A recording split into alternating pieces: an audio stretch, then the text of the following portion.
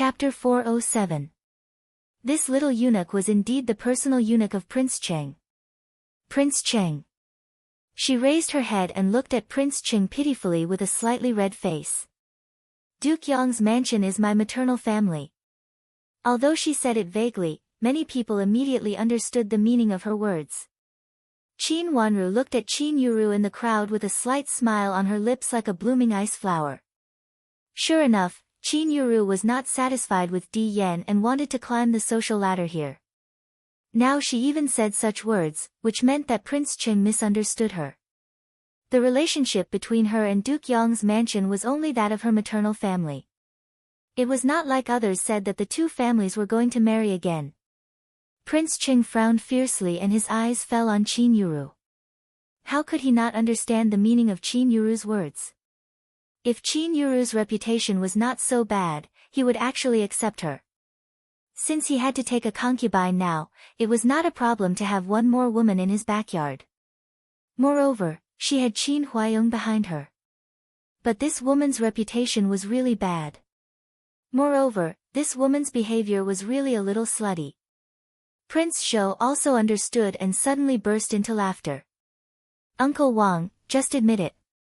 Just now, Miss Qin treated you very well. When he said this, he did not finish his words.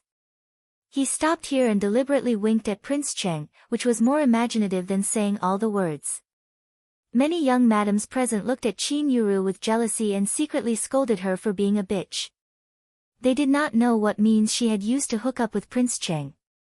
It seemed that there was really something between them. First, Miss Qin is not engaged. Didn't I hear that she has been engaged to the heir of Duke Yong? A young madam could not bear it and pretended to ask other young madams around her in a low voice. She should be engaged. When I heard about Ning Kaisian, I seemed to hear that she was engaged. It seems that Duke Yong's mansion also sent her a gift. Several other young madams, who were still angry, spoke one after another, ignoring Qin Yuru's alternating red and pale face.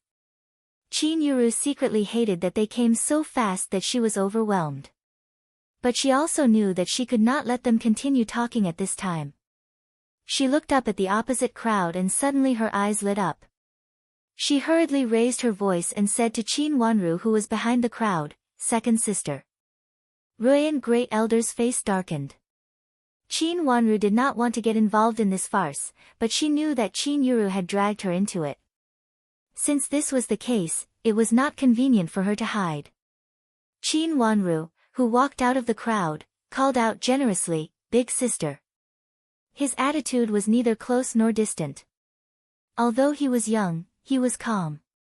Prince Cheng's eyes fell on her. When he saw her slender figure, he frowned. The reason why he paid attention to her was that Jian Master had said that this second Miss Qin was a good candidate to be his concubine.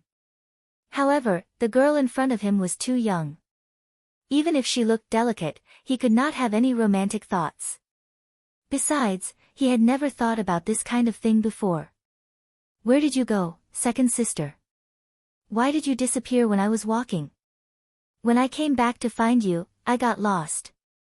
I don't know how I bumped into you here and even offended Prince Cheng," Qin Yuru said softly. The moment she saw Qin Wanru, she knew that she had found a reason. "Wasn't I behind big sister? I followed her footsteps, but I didn't see her later. I thought she went to the flower hall, so I followed other young madams to the flower hall. But I didn't see her," Qin Wanru said lightly with a pair of watery eyes under her long eyelashes. It could be seen that the relationship between the two sisters was not very good. Moreover, the two sisters came to Prince Cheng's mansion together. The elder sister walked quickly in front and soon left the younger sister behind. Then the younger sister followed the crowd to the flower hall, but no one knew where the elder sister went. Now she said that she went back to find Qin Wanru. Since there were so many young madams going to the flower hall, if they went back to find Qin Wanru, they would be on the same road. How could they come here randomly? Since second Miss Qin was behind first Miss Qin, why didn't first Miss Qin go to the back to find Qin Wanru? Why did first Miss Qin go to the side to find Qin Wanru? Rui, and great elder princess said with a faint smile. Of course, she could tell that Qin Yuru wanted to drag Qin Wanru into trouble. Qin Wanru dared to do such a thing in front of her. It could be seen that this kind of thing had been done many times in Qin's mansion. Thinking that her fatherless granddaughter was treated unfairly in the past, Rui and great elder princess's eyes flashed a trace of disgust. I really got lost. If it was only Qin Wanru, Qin Yuru had already thought of a reason to refute. But now there was the problem of great elder princess, which was so simple and clear. Qin Yuru didn't dare to answer at the moment. She raised her watery eyes and looked at Prince Cheng, asking him for help with her eyes. Big sister, why is one of your earrings missing? Where did it go? Qin Wanru didn't wait for Prince Cheng to speak. Her eyes fell directly on Qin Yuru's earlobe, where one of the earrings was missing. But, maybe it fell off before. Qin Yuru didn't expect Qin Wanru's eyes to be so sharp.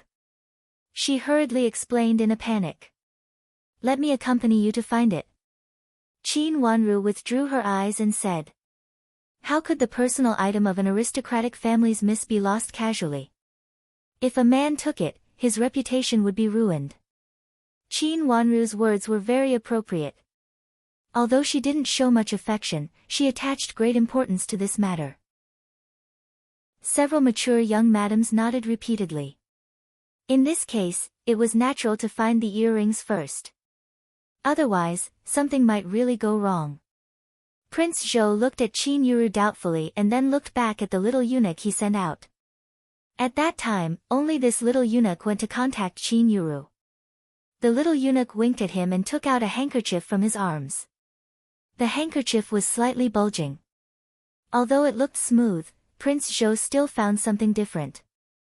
This handkerchief was the spare handkerchief he put beside the little eunuch. He reached out and pinched the folded handkerchief. He felt there was something in the handkerchief. It was a little round and a little long. He looked up at the earrings on Qin Yuru's ears and his face changed slightly. Could it be that the first Miss Qin dared to give him the earrings privately at that time? It couldn't be. She should have regarded his little eunuch as Prince Cheng, so she secretly gave Prince Cheng a token. Thinking of this, Prince Zhou was relieved. There were many beautiful women. He didn't want the one in front of him at all. If she depended on him, it would be troublesome. Uncle Wang, here. Prince Zhou walked to Prince Cheng with a smile and handed the handkerchief in his hand together with the earrings wrapped inside to Prince Cheng's hand. Prince Cheng subconsciously reached out to take it. When he took it in his hand, his face changed slightly. He reacted quickly and immediately figured out the cause and effect of this matter. His eyes were full of disgust. He actually stuffed the earrings into the hands of the little eunuch sent by Chu Liuzhou. He thought that the little eunuch was his little eunuch and intended to give the earrings to him privately. He was not willing to be associated with the first Miss Qin who had a bad reputation at all.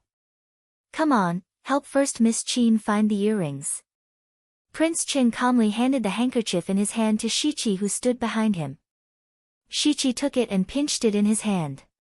His face was full of astonishment. He also understood, but didn't know what his master meant. Prince Cheng looked at Qin Yuru sideways and shook his head slightly. Shiqi immediately understood and asked the other little eunuchs around him to look for the earrings along the way. Big sister, where did you go before? Let's go and have a look. The series of movements here didn't escape Qin Wanru, but she just said to Qin Yuru as if she didn't see it. Okay, it's over there. Knowing that she had to lead the way today, Qin Yuru was flustered and reached out to point randomly. The earrings were an excuse for her to meet Prince Cheng privately in the future. It was also a reason for her to meet Prince Cheng. She believed that as long as Prince Cheng talked to her nicely, he would definitely like her. However, she didn't expect that the current situation would happen. It was Qin Wanru again. Originally, she wanted to use her to divert people's attention, but she didn't expect that things would get worse. She secretly gritted her teeth, but had to point out the direction. Many people felt that there was something fishy here. The direction that Qin Yuru pointed out was the direction where the two princes came from. Needless to say, She really went to hook up with Prince Cheng. Send a few more people to help look for it. Rui and great elder princess ordered the old maid beside her. The old maid also sent a few servant girls and old maids over. Big sister, let's look for it ourselves. Seeing that Qin Yuru didn't move, Qin Wanru said with a smile. Okay, let's go. Qin Yuru had to agree. Found it, found it. Someone suddenly shouted. Qin Yuru's heart suddenly skipped a beat. She looked at Prince Cheng subconsciously, only to see him standing there calmly and looking at a little eunuch who ran over.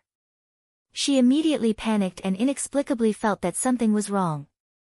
A little eunuch who ran over with the earrings panted and reported, Your Highness, I found it. It's under the tree over there. The little eunuch reached out and pointed at it casually. Qin Yuru's face stiffened. She bit her lips and almost fell down. She had tried her best to send the earrings to Prince Cheng. Could it be that Prince Cheng didn't want them, so he sent her earrings back? Then what did he mean when he asked the little eunuch to show his attention to her? She raised her head and looked at Prince Cheng with tears in her eyes. She was on the verge of collapsing. No matter how she looked at it, she felt that there was something wrong. Moreover, it was about the relationship between Prince Cheng and Qin Yuru. The noisy scene immediately became quiet because of Qin Yuru's behavior. Everyone's eyes turned from Qin Yuru's face to Prince Cheng's face. Waiting silently. What Prince Cheng said. Chapter 408. Prince Cheng calmly turned back and looked at Qin Yuru's tearful expression as if he didn't understand it at all. He took a step back and looked at Prince Shou.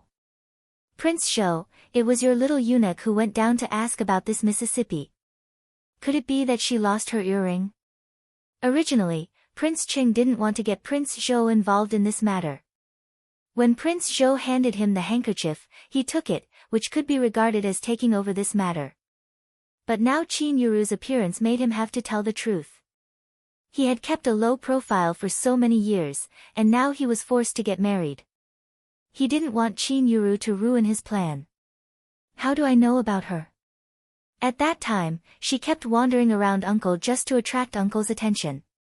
So I sent someone down to ask about her. I don't know where her earring is. Prince Shou was stunned by Prince Cheng's words, but he immediately became serious and said unhappily. Since Prince Cheng pushed this matter to him, he couldn't really accept it. Prince Shou's marriage had not been decided. If Qin Yuru blamed him at this time, it would also damage his reputation. So he said unceremoniously at the moment. After they spoke, they immediately presented the whole thing that Qin Yuru did at that time in front of everyone. Several misses originally looked at Qin Yuru with jealousy. At this time, when they saw that the two princes were afraid of Qin Yuru being involved, they couldn't help but be overjoyed. They covered their faces with handkerchiefs and sneered in a low voice. Qin Yuru's face turned blue and then purple.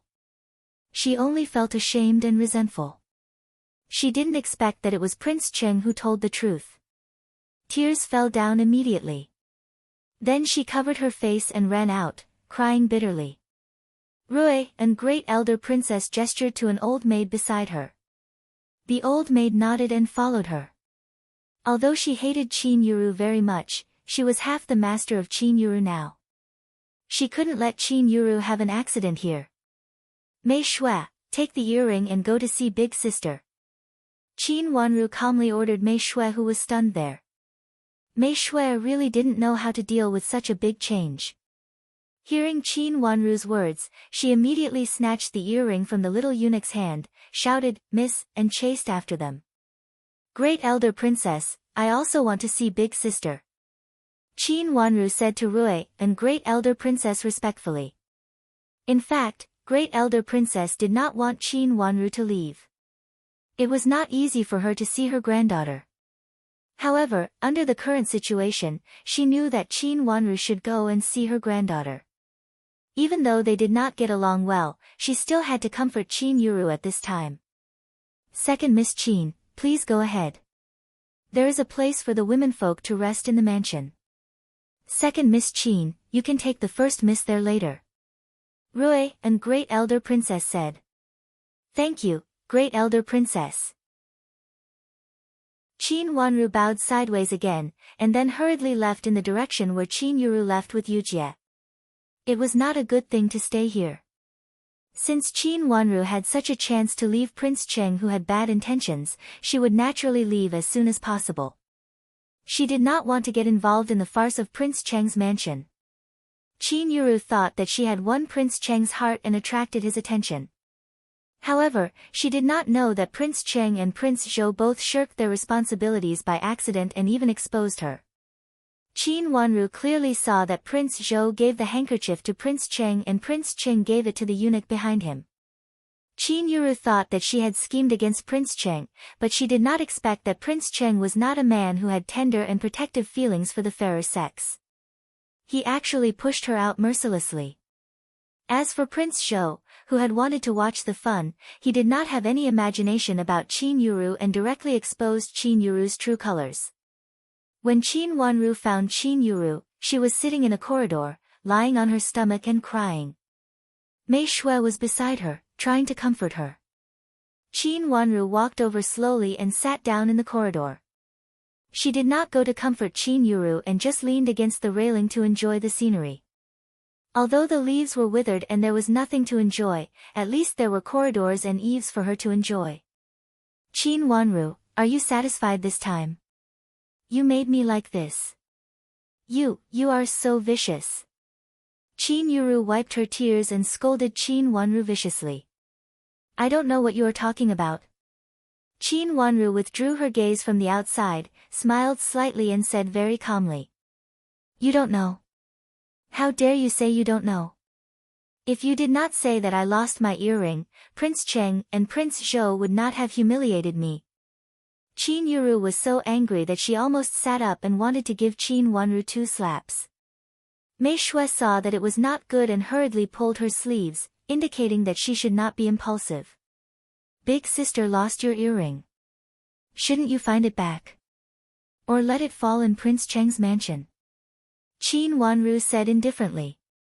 Qin Wanru, you did it on purpose, didn't you? Qin Yuru was so angry that she wiped her tears and stared at Qin Wanru viciously. If you think so, you are not wrong.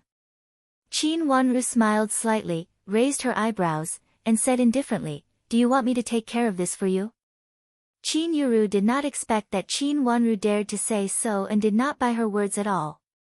She was ashamed and angry at the moment and only wanted to tear Qin Wanru into pieces. Qin Wanru stood up and her eyes became colder. Let's go back now.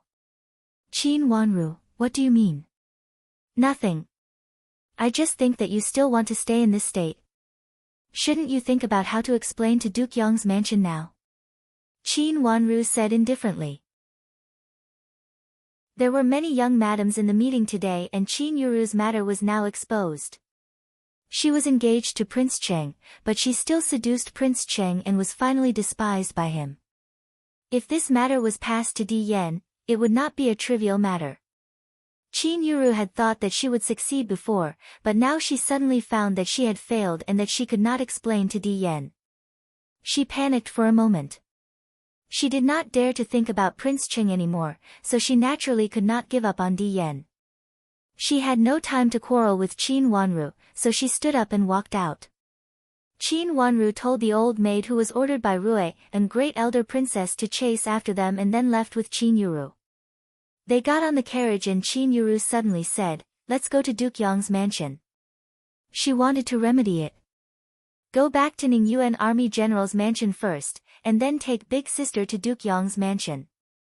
Qin Wanru ordered indifferently. She was not in the mood to accompany Qin Yuru to Duke Yong's mansion to put on a show. Seeing that Qin Wanru disobeyed her, Qin Yuru glared at her. Qin Wanru leisurely leaned on the carriage and said lightly, Big Sister, don't take me to Duke Yong's mansion. Whatever you want to say or do, don't involve me. I don't want to repeat the scene at that time. Since they were going to Duke Yong's mansion must ask Qin Wanru.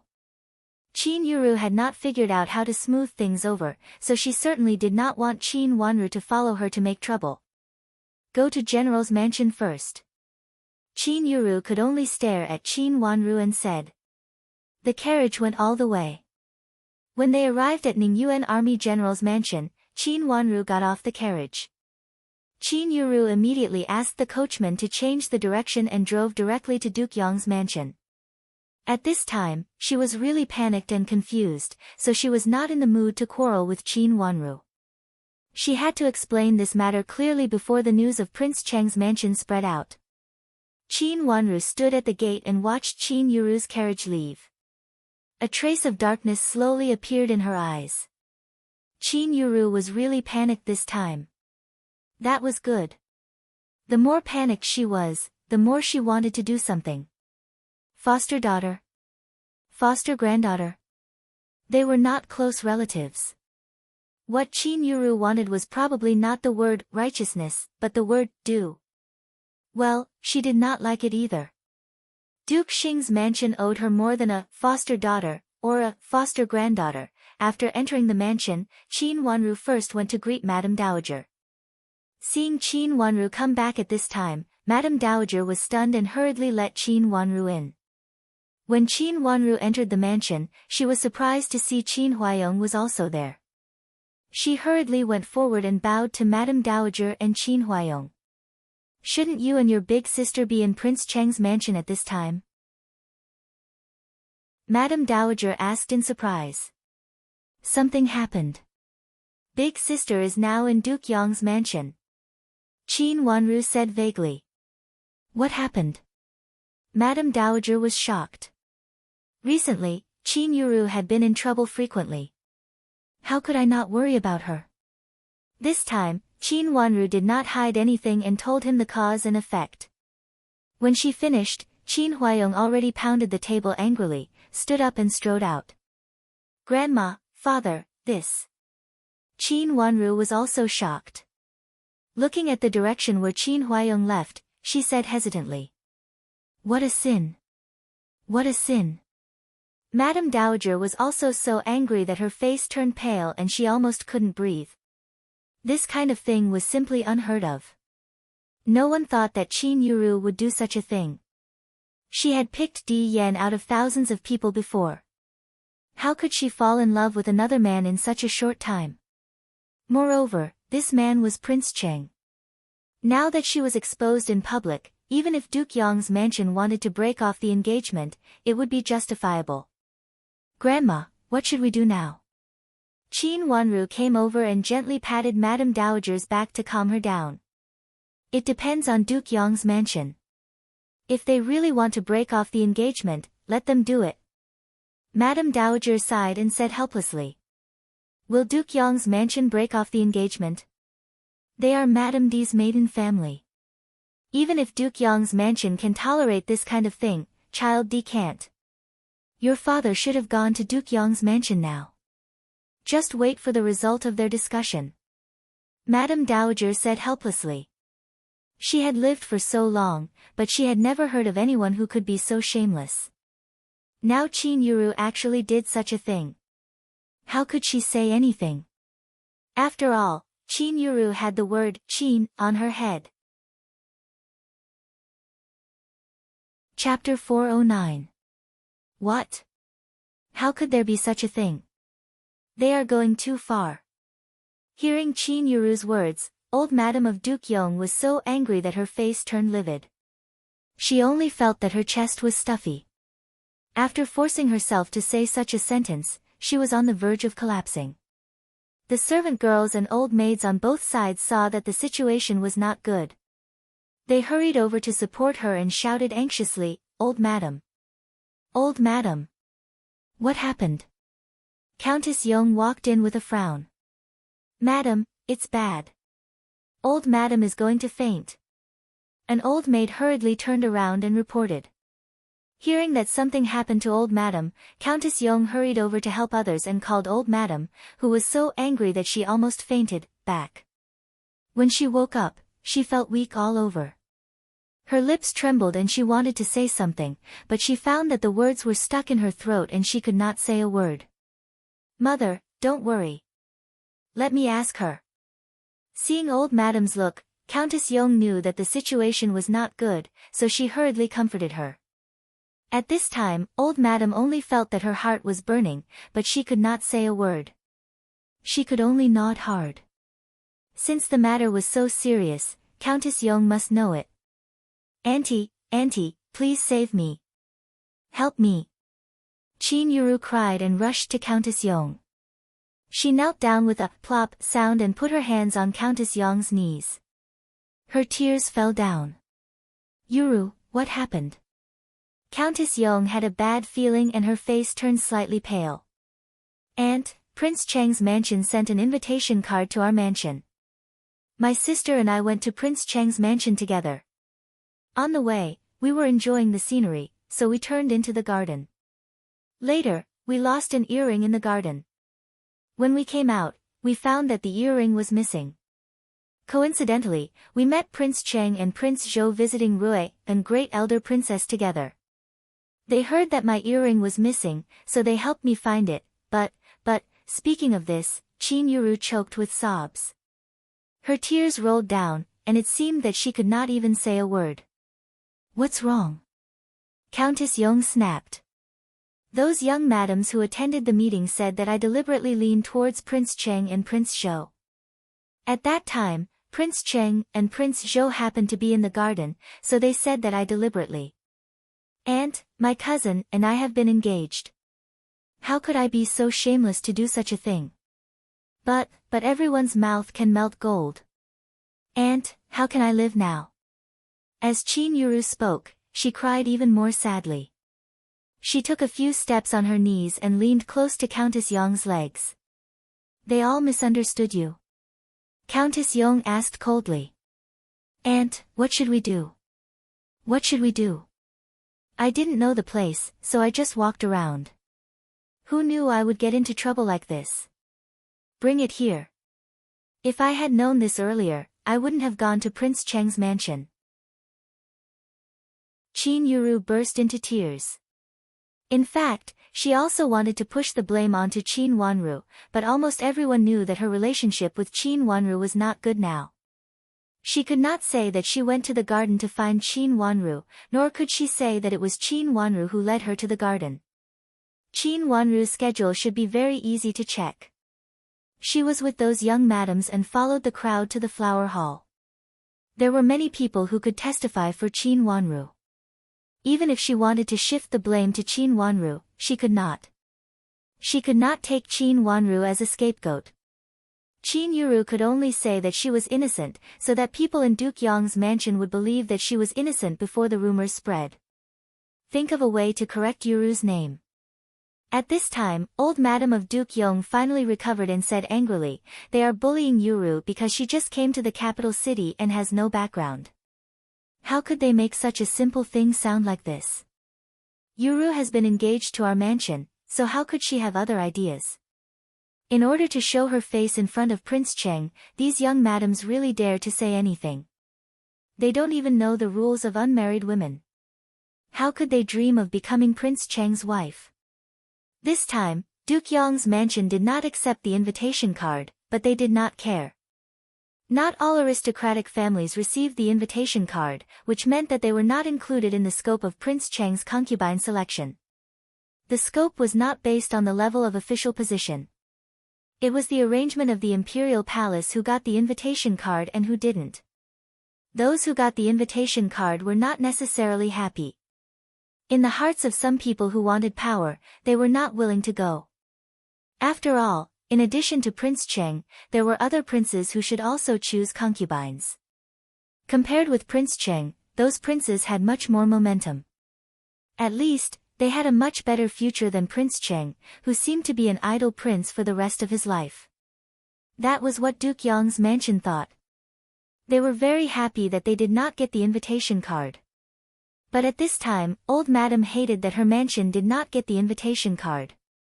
Otherwise, with Duke Yong's mansion, she did not believe that anyone would bully her granddaughter like this.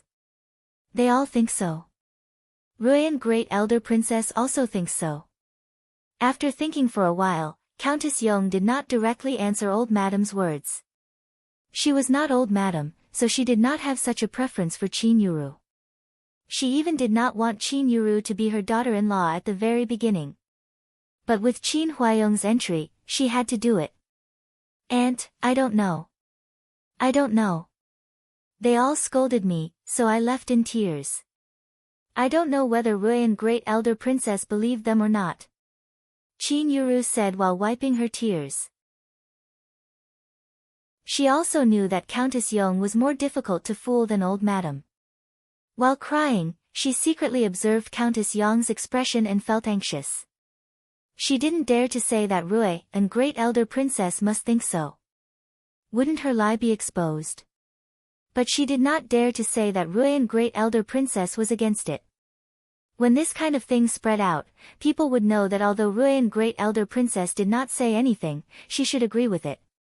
Fortunately, Ruyan Great Elder Princess was very noble, so it was impossible for Countess Yong to ask her directly. She just said it vaguely. "Yuru, do you know that it is Prince Cheng's consort selection this time?" Countess Yong was not so easy to be deceived. "Yuru, I don't know. How could I know this kind of thing? In the mansion. Mother is in such a situation, and I live in Mother's place. Every day, I see Mother's miserable look. How could I have other thoughts? Moreover, there is no well-informed person around me. How could I know anything? I just took the invitation card and went out with my second sister to attend the banquet," Qin Yuru answered while crying. Her snow-white face was full of tears, and her eyes were red and swollen. She looked very pitiful. How could Yuru know that Prince Cheng is going to select a consort? She is in such a situation in the mansion now. How could she know what happened outside the mansion? Only aristocratic families like us know that Prince Cheng is going to select a consort. She is just a little girl, and there is no elder to make decisions for her. How could she know? "Yuru, my poor granddaughter." Seeing Qin Yuru's pitiful look, old madam was about to cry. She thought of her daughter who was still lying on the bed, and then looked at her granddaughter who was bullied and cried on the ground. Countess Yong frowned and felt that something was wrong, but she couldn't figure out what it was. She frowned tightly and stared at Qin Yuru with sharp eyes, which made Qin Yuru panic. She couldn't make any other reaction at the moment, so she could only cover her face with a handkerchief and cry hard. "Yuru, you really don't know about Prince Cheng's consort selection?" Countess Yong asked again. Yuru didn't know before. Qin Yuru did not dare to say it clearly. "When did you know?" Countess Yong continued to ask. "After I found the earrings, I guessed it from the words of those misses." Qin Yuru cried more and more grievances. "Aunt, I really don't know anything. After I came to the capital city, I only attended a few banquets. You know, how could I know that there are so many things in an ordinary banquet? If I had known that there were so many things, I would not have attended." She cried pitifully and spoke very sincerely. Countess Yong thought that it was not long since she came to the capital city. When she temporarily lived in their mansion, she basically did not go out. After Qin's mansion moved to the capital city, they did not attend many banquets. Therefore, they were not clear about some things in the capital city. Thinking about it in this way, it made sense. Countess Yong's face was a little pale. In this case, it was hard to explain. Qin Yuru's bad reputation was also a hindrance to the reputation of their mansion. Di Yan was going to inherit the position of Duke Yong, and Qin Yuru was the future Countess Yong. She had not married into the mansion, but she had already caused such gossip, and it was also related to Prince Cheng. At this time, Countess Yong even regretted it. If she had known that this would happen, she would have arranged Di Yan's marriage earlier. Qin Yuru would not have a chance to be involved. Now, even if Qin Yuru did something disgraceful, it had nothing to do with their mansion. Think of a way to stop those people from talking nonsense. Old Madam of Duke Yong said angrily. Old Madam, how to say it? We were not there at that time. Countess Yong spread her hands helplessly and said. In any case, we can't let Yuru suffer such a great grievance. This child is pitiful enough. Father doesn't care about her, and mother is like this. If we don't help her, how can she live? Old Madam of Duke Yong said sternly with red eyes. She turned to look at Qin Yuru with pity. She really felt sorry for her granddaughter. Why should she be pitiful? She brought this upon herself. All of a sudden, a loud shout came from the door. A few curtains were pulled down, and the pearls were pulled apart. They rolled on the floor. Di Yan, who was livid, rushed in angrily. He walked over and grabbed Qin Yuru, dragging her out as he shouted at the top of his lungs. Chapter 410. Qin Yuru did not expect that Di Yan would suddenly rush in and pull her out in front of so many people. When she came to herself, she was pulled to the door. She stretched out her hands and held the door frame tightly. With tears in her eyes, she said, "Cousin, they really misunderstood me. They thought that I had feelings for Prince Cheng, but I am engaged." How could I?" After saying that, she burst into tears as if what she said was true. "You're rebelling. You're rebelling. Pull her back." Old Madam was also shocked by Di Yan's rude action. At this time, she came to herself and slammed the table loudly. Immediately, several maids and old maids helped to pull Qin Yuru back, and someone went up to pry Di Yan's hands away. Countess Yong also stood up angrily and shouted, "Yan, what are you doing?" Di Yan's hands were pulled away by an old maid. He looked blankly at Qin Yuru, who was crying on the ground, and his eyes also turned red. He strode in and said to Countess Yong, "Mother, I don't want to marry this bitch." Slap. The heavy slap stunned everyone in the room. Di Yan stared blankly at old Madam, who had always doted on him the most. For a moment, tears almost fell from his eyes. He managed to suppress the bitterness in his heart and said word by word, "Grandmother, is it true that only she and aunt are your relatives, while my father, mother, and I are not?" Old Madam's eyes widened. What are you talking about? Your cousin is also a victim." Old Madam was also stunned. She looked at her hands and trembled slightly. She had always doted on Di Yan, who was the future heir of Duke Yong's mansion. Naturally, he could not be compared with her other grandchildren. But just now, she actually slapped her favorite grandson. "Grandmother, why must I marry this bitch? Do you want to disregard the reputation of Duke Yong's mansion for 100 years? She has bad intentions, but she repeatedly implicates others. She was like this in the past, and she is still like this now.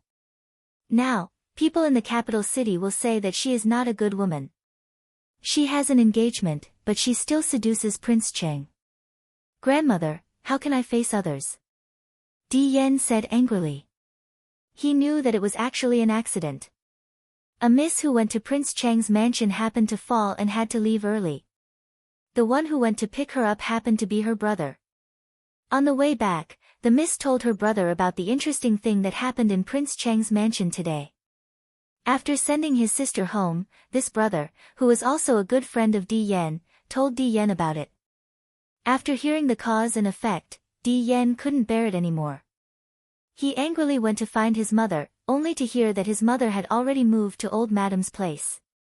When he arrived at Old Madam's place, he found that Qin Yuru was actually there. Not only was she there, but she also expressed so much innocence.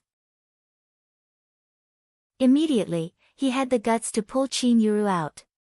"Yan, this is not true." Old Madam tried to calm herself down. "What do you mean it's not true?" "It's true. Grandma, I'll say it here today. I want to break off the engagement. I don't want to marry such a woman. If you force me again, I'll leave this family." Di Yan straightened his neck and said angrily. After that, he turned around and was about to leave. "Come on, catch this evil creature." Countess Yong saw that the situation was not good and shouted hurriedly. Several old maids at the door immediately stood in front of Di Yan and did not let him leave. However, Di Yan was determined to leave this time. He forcefully pushed away several old maids and was about to leave. Several old maids pulled him and did not let him go. For a moment, the door was pulled back and forth. There were more and more beads hanging on the door. Di stepped on a bead and almost fell down. This made him even more fierce. He suddenly shook off an old maid's hand and kicked another old maid. He was about to rush out of the door. He stopped helplessly when he saw Qin Huayong standing outside the door. Compared to the hostility on Qin Huayong's face, Di temper immediately subsided. When he was in Qin's mansion, Qin Huayong had trained him a lot. As soon as he saw Qin Huayong, he immediately felt his legs turn to jelly and his temper subsided. When Qin Huayong saw him, he did not say a word.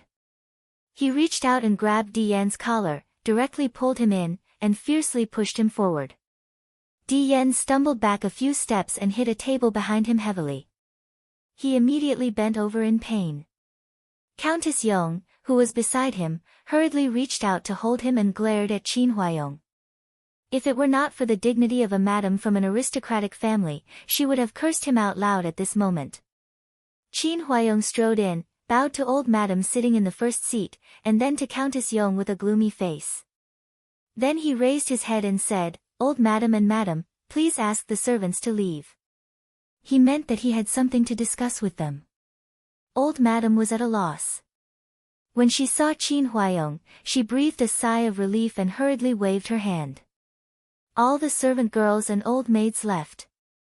Countess Yong did not want to agree, but when she saw her mother-in-law had asked the servants to leave, she thought for a while and could only wave her hand. The servants who followed her also left. "You two go out first," Qin Huayong said to Qin Yuru and Di with fierce eyes. They did not dare to say anything more.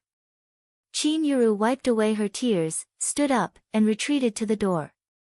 She looked at Di, who left with her to transport the coal. She called out timidly with tears in her eyes, "Cousin." This degree of gentleness was exactly the same as when she accompanied Xiaoxin in Duke Yong's mansion, but now it did not work. Di, who had heard about what she did in Prince Cheng's mansion, hated her so much that he would not care about her kindness. He snorted coldly, turned around, and strode to the courtyard under the corridor, as if she was trash. Looking at Di, who was far away, Qin Yuru became more and more anxious. Why did father come at this time? Did Qin Wanru complain to father? It should be okay. After all, she was father's only daughter. But these were not enough. She had to strengthen her power. By the way, Duke Xing's mansion. With Duke Xing's mansion, even if she did something wrong, Duke Yong's mansion would not abandon her. Thinking of what Xiao Jia had said before, she gritted her teeth hard, nodded, and called Mei Shui. She whispered a few words, and Mei Shui answered and hurried to go out. When she lived in Duke Yong's mansion, she had done a favor to 1 or 2 servant girls. It was much more convenient for them to send letters and pass messages than in Qin's mansion. Coincidentally, she was going back to the mansion in a while. She could not wait. Originally, Xiao Jia had not fixed the time she had set with her. She only said that she would inform her the next time she went out. But this time, she did not know when she could come out again. She could not wait any longer. If she did not have Duke Xing's mansion as a bargaining chip, she was afraid that things would be terrible. Moreover, if she did this at this time, she could make up for her ruined reputation. Qin Yuru's mind was full of different ideas. The look on her face suddenly changed from anger to complacency, and then to maliciousness, which made Di, who was standing in the yard, more and more disgusted. At this time, he regretted it. If he had known this, he would not have been so obsessed to agree to the marriage with his grandmother, and he would not have persuaded his mother. At this time, Di even felt that it was better for Qin Yuru to die. At least, she would not ruin his reputation. He reached out and pressed his forehead, only to feel the blue veins on the fire fork between his eyebrows bulging. No, he absolutely could not give in today. He did not want to marry such a bitch. The two of them had their own thoughts and stood far away from each other. They were originally the closest fiancé, but now they were like the most disgusting people. When their eyes occasionally met, Di Yan could not hide the strong disgust in his eyes. At first, Qin Yuru looked timid, but then her eyes became sharp. She even raised her head and looked at Di Yan proudly. As long as she became the granddaughter of Duke Xing's mansion, Di Yan might not necessarily be her only choice. But at this time, she could only choose him. No matter whether he was willing or not, she had to make him accept this marriage. At this time, she could not break off the marriage. Finally, there was a sound in the room. Qin Huayong strode out and his eyes fell on Qin Yuru coldly. Qin Yuru could not help but shiver. Qin Huayong snorted at Qin Yuru, turned to walk in front of Di Yan, and said coldly, "Let's go, take me to see your father." "Yes, uncle-in-law." At this time, Di Yan also adjusted his mood. After taking a deep breath, he left with Qin Huayong. Countess Yong also walked to the door and looked at Qin Yuru through the broken bead curtain. Her eyes were fierce and disgusted, but then she tried hard to calm down the anger in her heart, reached out to lift the bead curtain, and waved to Qin Yuru in the corridor in a friendly manner. "Yuru, come here, your grandmother has something to say to you." Seeing Countess Yong's expression, Qin Yuru was overjoyed. She hurriedly put away the thoughts in her heart, walked over obediently, and then followed Countess Yong into the main room. In the main room, old madam was still sitting on the couch in the middle. Seeing Qin Yuru come in, she immediately waved to her. Qin Yuru hurriedly came over, took old madam's hand, and wanted to kneel down again, but old madam pulled her hard. "Yuru, don't cry. This is just a rumor, and your aunt and uncle will not believe it. From now on, stay in the mansion, don't go out, and take good care of your mother. Right and wrong are in people's hearts, and no matter what those who don't abide by the female discipline say, it is false." "Grandmother." Qin Yuru's tears fell down again. She wiped her tears with a handkerchief, turned to Countess Yong gratefully, and said, "Aunt." Okay, as long as our family doesn't believe it, it's okay. From now on, be good, and don't go out again." Countess Yong squeezed a smile on her face. Qin Yuru nodded gratefully, and for a moment, she choked with sobs. Old madam's eyes also turned red, and she reached out to touch her head. "Okay, don't cry. Since you have come to my home, this time you can leave after lunch." Chapter 411. It was very quiet in the pavilion, and only the sound of the cold wind came from outside the window. Inside the window, two people were playing chess. Shiqi and Xiao Xuanzi stood beside their masters and watched their masters play chess attentively. Although they were eunuchs, they knew a little about chess after following their masters. From time to time, they changed their expressions from tension to relaxation or from relaxation to tension according to the changes of the chess game. There was Buddhist incense burning in the room, and the faint smell of sandalwood was very calming. Prince Cheng was a Buddhist and liked to use good sandalwood in the room, which was a habit of his. Prince Zhou had already gone back, leaving Chu Luqian alone. Because he had just had a good rest, it was inconvenient for him to leave, so they played chess together.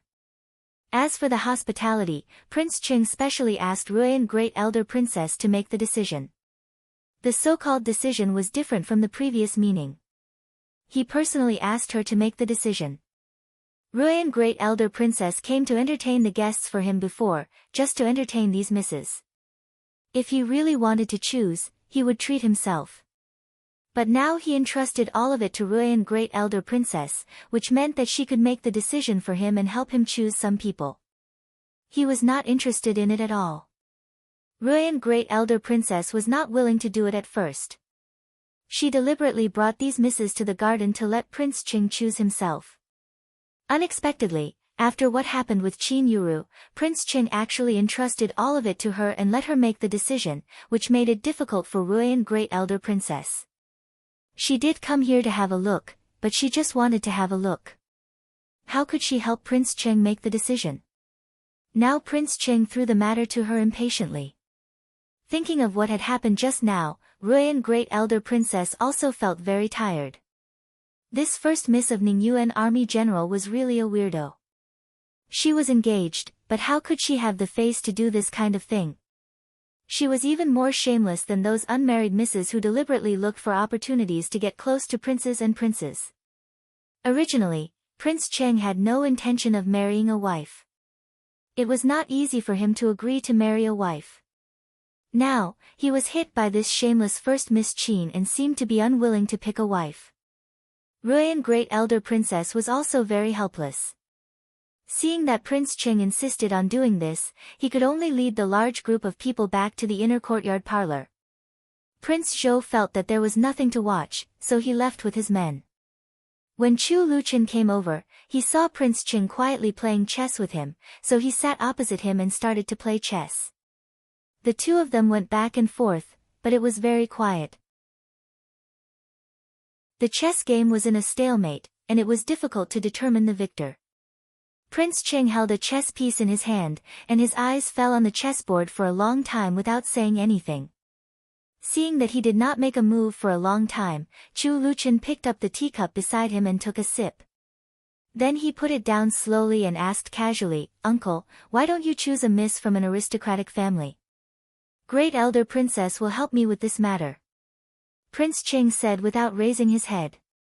"Great Elder Princess must not have picked one that you like. Uncle, you won't entrust this matter to Great Elder Princess, will you?" Chu Luchen raised his eyes slightly and said with a faint smile. "It doesn't matter. It's just that there are a few more women in the mansion." Prince Cheng was still looking for a suitable place to place his chess piece, so he answered casually. "But this is Prince Cheng's wife. Uncle, can you really not care about it?" Chu Luchen said meaningfully. His words made Prince Cheng's hands stop. He raised his head and put the chess piece aside. He also picked up the tea at hand and took a sip. Then he frowned and said with a bitter smile, "I don't want to get married at all. If I marry someone, I will just be a burden to others. I'm afraid that I want to belong to Buddhism for the rest of my life." "Since you don't want to, why did you promise my uncle an imperial grandmother?" Chu Luchen asked with a puzzled look, with some elegant concern on his face. Prince Cheng's eyes fell on Chu Luchen's face. Seeing that he actually asked this question sincerely, the smile on his face became more and more bitter. "Since this matter is decided by my brother and mother, it's useless for me to oppose it. Actually, what's so good about women? Something happened today. An engaged woman actually barged in front of me and deliberately dropped an earring. If all the women in this world are like this, then how can this prince get married?" Prince Cheng sighed, as if he could not avoid it at all costs. What happened to Qin Yuru gave him inspiration. If it was inconvenient to refuse before and he had to compromise, now there was a new turning point because of Qin Yuru. The assassination on the night of New Year's Eve made him appear in the eyes of the emperor. At this time, he had to listen to the emperor and choose a wife. After that, he discussed with his aides about what kind of woman was the most suitable to marry into his mansion. But now he felt that with this incident, his dislike for women could be justified. It was reasonable that he did not want to get married. Therefore, he didn't want to care about anything and directly put all the blame on Rui, and Great Elder Princess. Originally, he showed that he did not like women and only wanted to join Buddhism. At this time, after being provoked by Qin Yuru, this idea was even more reasonable. It was a good reason to shirk the responsibility. Of course, it was not convenient for other women to enter his mansion. Maybe he would have a woman in the future, but not now. At this time, he did not want to attract others' attention. As the assassination became more and more serious, many things were out of his control. He had to come to this step, but at the moment, he could still change it. The daughter of Ningyuan army general was really annoying, but at this time, it was a surprise for him. "Uncle, it was just an accident. There are not many women in this world who are as shameless as her." Chu Luchen comforted Prince Cheng with a smile. Before she showed it, who would have thought that she was shameless? All the women in this world are good at hiding. If she did not find it before, she might expose it later. If she found it after entering Prince Cheng's mansion, she would not be the only one who would be embarrassed. Prince Ching shook his head and refused decisively. Uncle, are you going to tell my uncle like this? Chu Luchen smiled and said calmly. He had rested for a while. At this time, he looked good, but his complexion was a little lighter than that of ordinary people, which made him look a little colder than ordinary people. He was more like an immortal who did not enter the mortal world. This was indeed what Prince Cheng had always thought before. For this sick nephew, he had never despised him, but he also did not pay attention to him. However, Shichi said that Chu Luchen had a woman with him at that time, which made him feel like an immortal who had been dragged into the mortal world and become a libertine. There was a huge deviation here, and Prince Ching still could not figure out what was going on. Later, Chu Luchen had an accident, which pulled him into the whirlpool. Whether it was intentional or unintentional, Prince Ching still could not figure it out. After looking at Chu Luchen opposite him, Prince Ching said slowly, I really have to tell my brother about this. If my brother agrees that I will not marry a princess, it will be the best. If my brother says that I must marry a princess, then I will marry her. In the end, he said this very helplessly, as if he had been really shocked and had no idea, but under the pressure of the emperor, he said, it is difficult for one who has seen the sea to be water. If I miss it, I will miss it. She said the last sentence in a very low voice, almost talking to herself, but Chu Luchen heard it clearly. With a trace of deepness in his eyes, he saw Prince Ching put down a chess piece, and then he also put down a chess piece in his hand. He said, Imperial grandmother also wants me to get married. But I am in such a situation now. How can I get married? I am as embarrassed as uncle. Prince Ching agreed with this in his heart.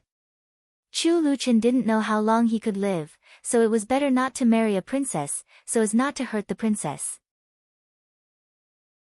But of course, it was not convenient for him to say this in front of Chu Luchen. If he really said something wrong, the Empress Dowager would definitely punish him. At the moment, he smiled and comforted him, your illness is not incurable. Didn't my mother also invite many imperial physicians to treat you?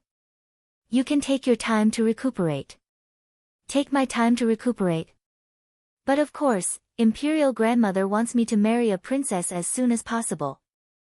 Chu Luchen put down another chess piece and said without raising his head. His eyes were still on the chess game, and he seemed to be extremely focused. Prince Cheng's heart moved, and he put down the chess piece in his hand, but his attention fell on Chu Luchen. The look on his face became more and more peaceful. Can you ask my mother to postpone it for a few years? You are still young. Imperial grandmother is very anxious, and I am also annoyed, but I also know that Imperial grandmother does it for me, but I am now. Chu Luchen shook his sleeves. Although he didn't continue, Prince Ching understood the meaning of his words. It seemed that Chu Luchen's illness was not faking, and it seemed that he really didn't want to get married. Maybe he also felt annoyed and didn't have the energy to take care of a princess. He glanced at the wheelchair in which Chu Luchen was sitting calmly. He remembered that Chu Luchen didn't sit in a wheelchair much before, but now it seemed that he did it more often. But looking at Xiao Xuanzi's skillful movements, he knew that he had been doing it all the time. Chu Luchen's body was getting worse and worse. In fact, there is a way. Prince Ching thought of something and suddenly suggested to Chu Luchen. Uncle, do you have any good ideas? Chu Luchen raised his eyelids lazily, as if he didn't believe that Prince Ching had any good ideas. I do have a plan, but it depends on whether you want to use it or not. Prince Ching smiled with a gentle and decent look, as if he really wanted to help Chu Luchen. Uncle, tell me about it. Seeing that Prince Cheng was so confident, Chu Luchen seemed to be a little energetic, smiled slightly, and asked. It seemed that he really didn't like to get married. Prince Cheng's somewhat suspicious eyes showed a trace of thoughtfulness. Then who was the girl that Shichi met before? Was her identity not high enough, or was it really just an occasional show? Or was Chu Luchen like this in private? In the past, it was just the surface. If it was really like this, Chu Luchen was not as harmless as he looked. I helped you with an idea, so you have to help me with an idea. Prince Cheng was thinking a lot, but he didn't show it on his face and said with a smile. Okay, I will try my best. Chu Luchen looked at Prince Cheng with his deep eyes, seemed to put down the chess piece in his hand casually, and said with a smile. Chapter 412. Why don't you temporarily choose a younger miss? She is too young, so you can't get married right away. In this way, you can give an explanation to my mother. Seeing that there was no way to turn the situation around, Prince Cheng helplessly sat down again and said while picking up his chess pieces. It was Master Jia Yan who thought of this idea for him before. At this time, with a flash of inspiration, he directly gave this idea to Chu Luchen. This is also a good idea. But it is not easy to find such a person. I don't like those picky women in the capital city. Chu Luchen also picked up his chess piece. Hearing Prince Cheng's words, he knocked a chess piece in his hand on the table and said with a malicious look in his eyes. Prince Cheng certainly knew Chu Luchen's reaction. When Empress Dowager intended to choose a wife for him, he heard that those misses from aristocratic families who were present at that time all looked at other princes with affection. At this time, he even hated all the misses from aristocratic families in the capital city. If she is not a miss from an aristocratic family in the capital city, I'm afraid my mother will not agree. Prince Cheng reminded him with a smile. Empress Dowager doted on Chu Luchen so much. If she chose a wife for him, she must be of high status, and she must be a miss from a big aristocratic family. Anyway, I don't like those snobbish women in the capital city. Chu Luchen continued to pick up the chess pieces without lifting his hand and said lazily. Once again, he did not hesitate to repeat it, which showed that he really didn't like them. If she is not a miss from an aristocratic family, it is impossible. If you really don't like the previous ones, you can actually choose a miss from an aristocratic family who has just arrived in the capital city. After all, they have never appeared in the capital city before and have never been snobbish. Prince Cheng thought for a while and helped him to give an idea. Chu Luchen was hurt by those misses from aristocratic families in the capital city after the previous concubine selection. Then he could choose a miss who had just arrived in the capital city. At least at that time when Chu Luchen was choosing concubines, this person must not be present, so that Chu Luchen could untie the knot in his heart. If he could make friends with Chu Luchen, Prince Cheng would be very happy. Which one is suitable? Chu Luchen was very pleased with her words. He raised his pale face and asked with a smile. Prince Cheng was stunned by this question. In fact, he just said it casually. Hearing Chu Luchen's detailed question, he didn't think of anyone else for a moment. Suddenly, he thought of what he said before and immediately said with a smile, I heard that the second daughter of Ningyuan Army General is young but beautiful. Maybe you can consider it. In fact, when they were in the yard just now, Prince Cheng had seen Qin Wanru. However, at that time, his attention was focused on Qin Yuru and he did not notice Qin Wanru's appearance.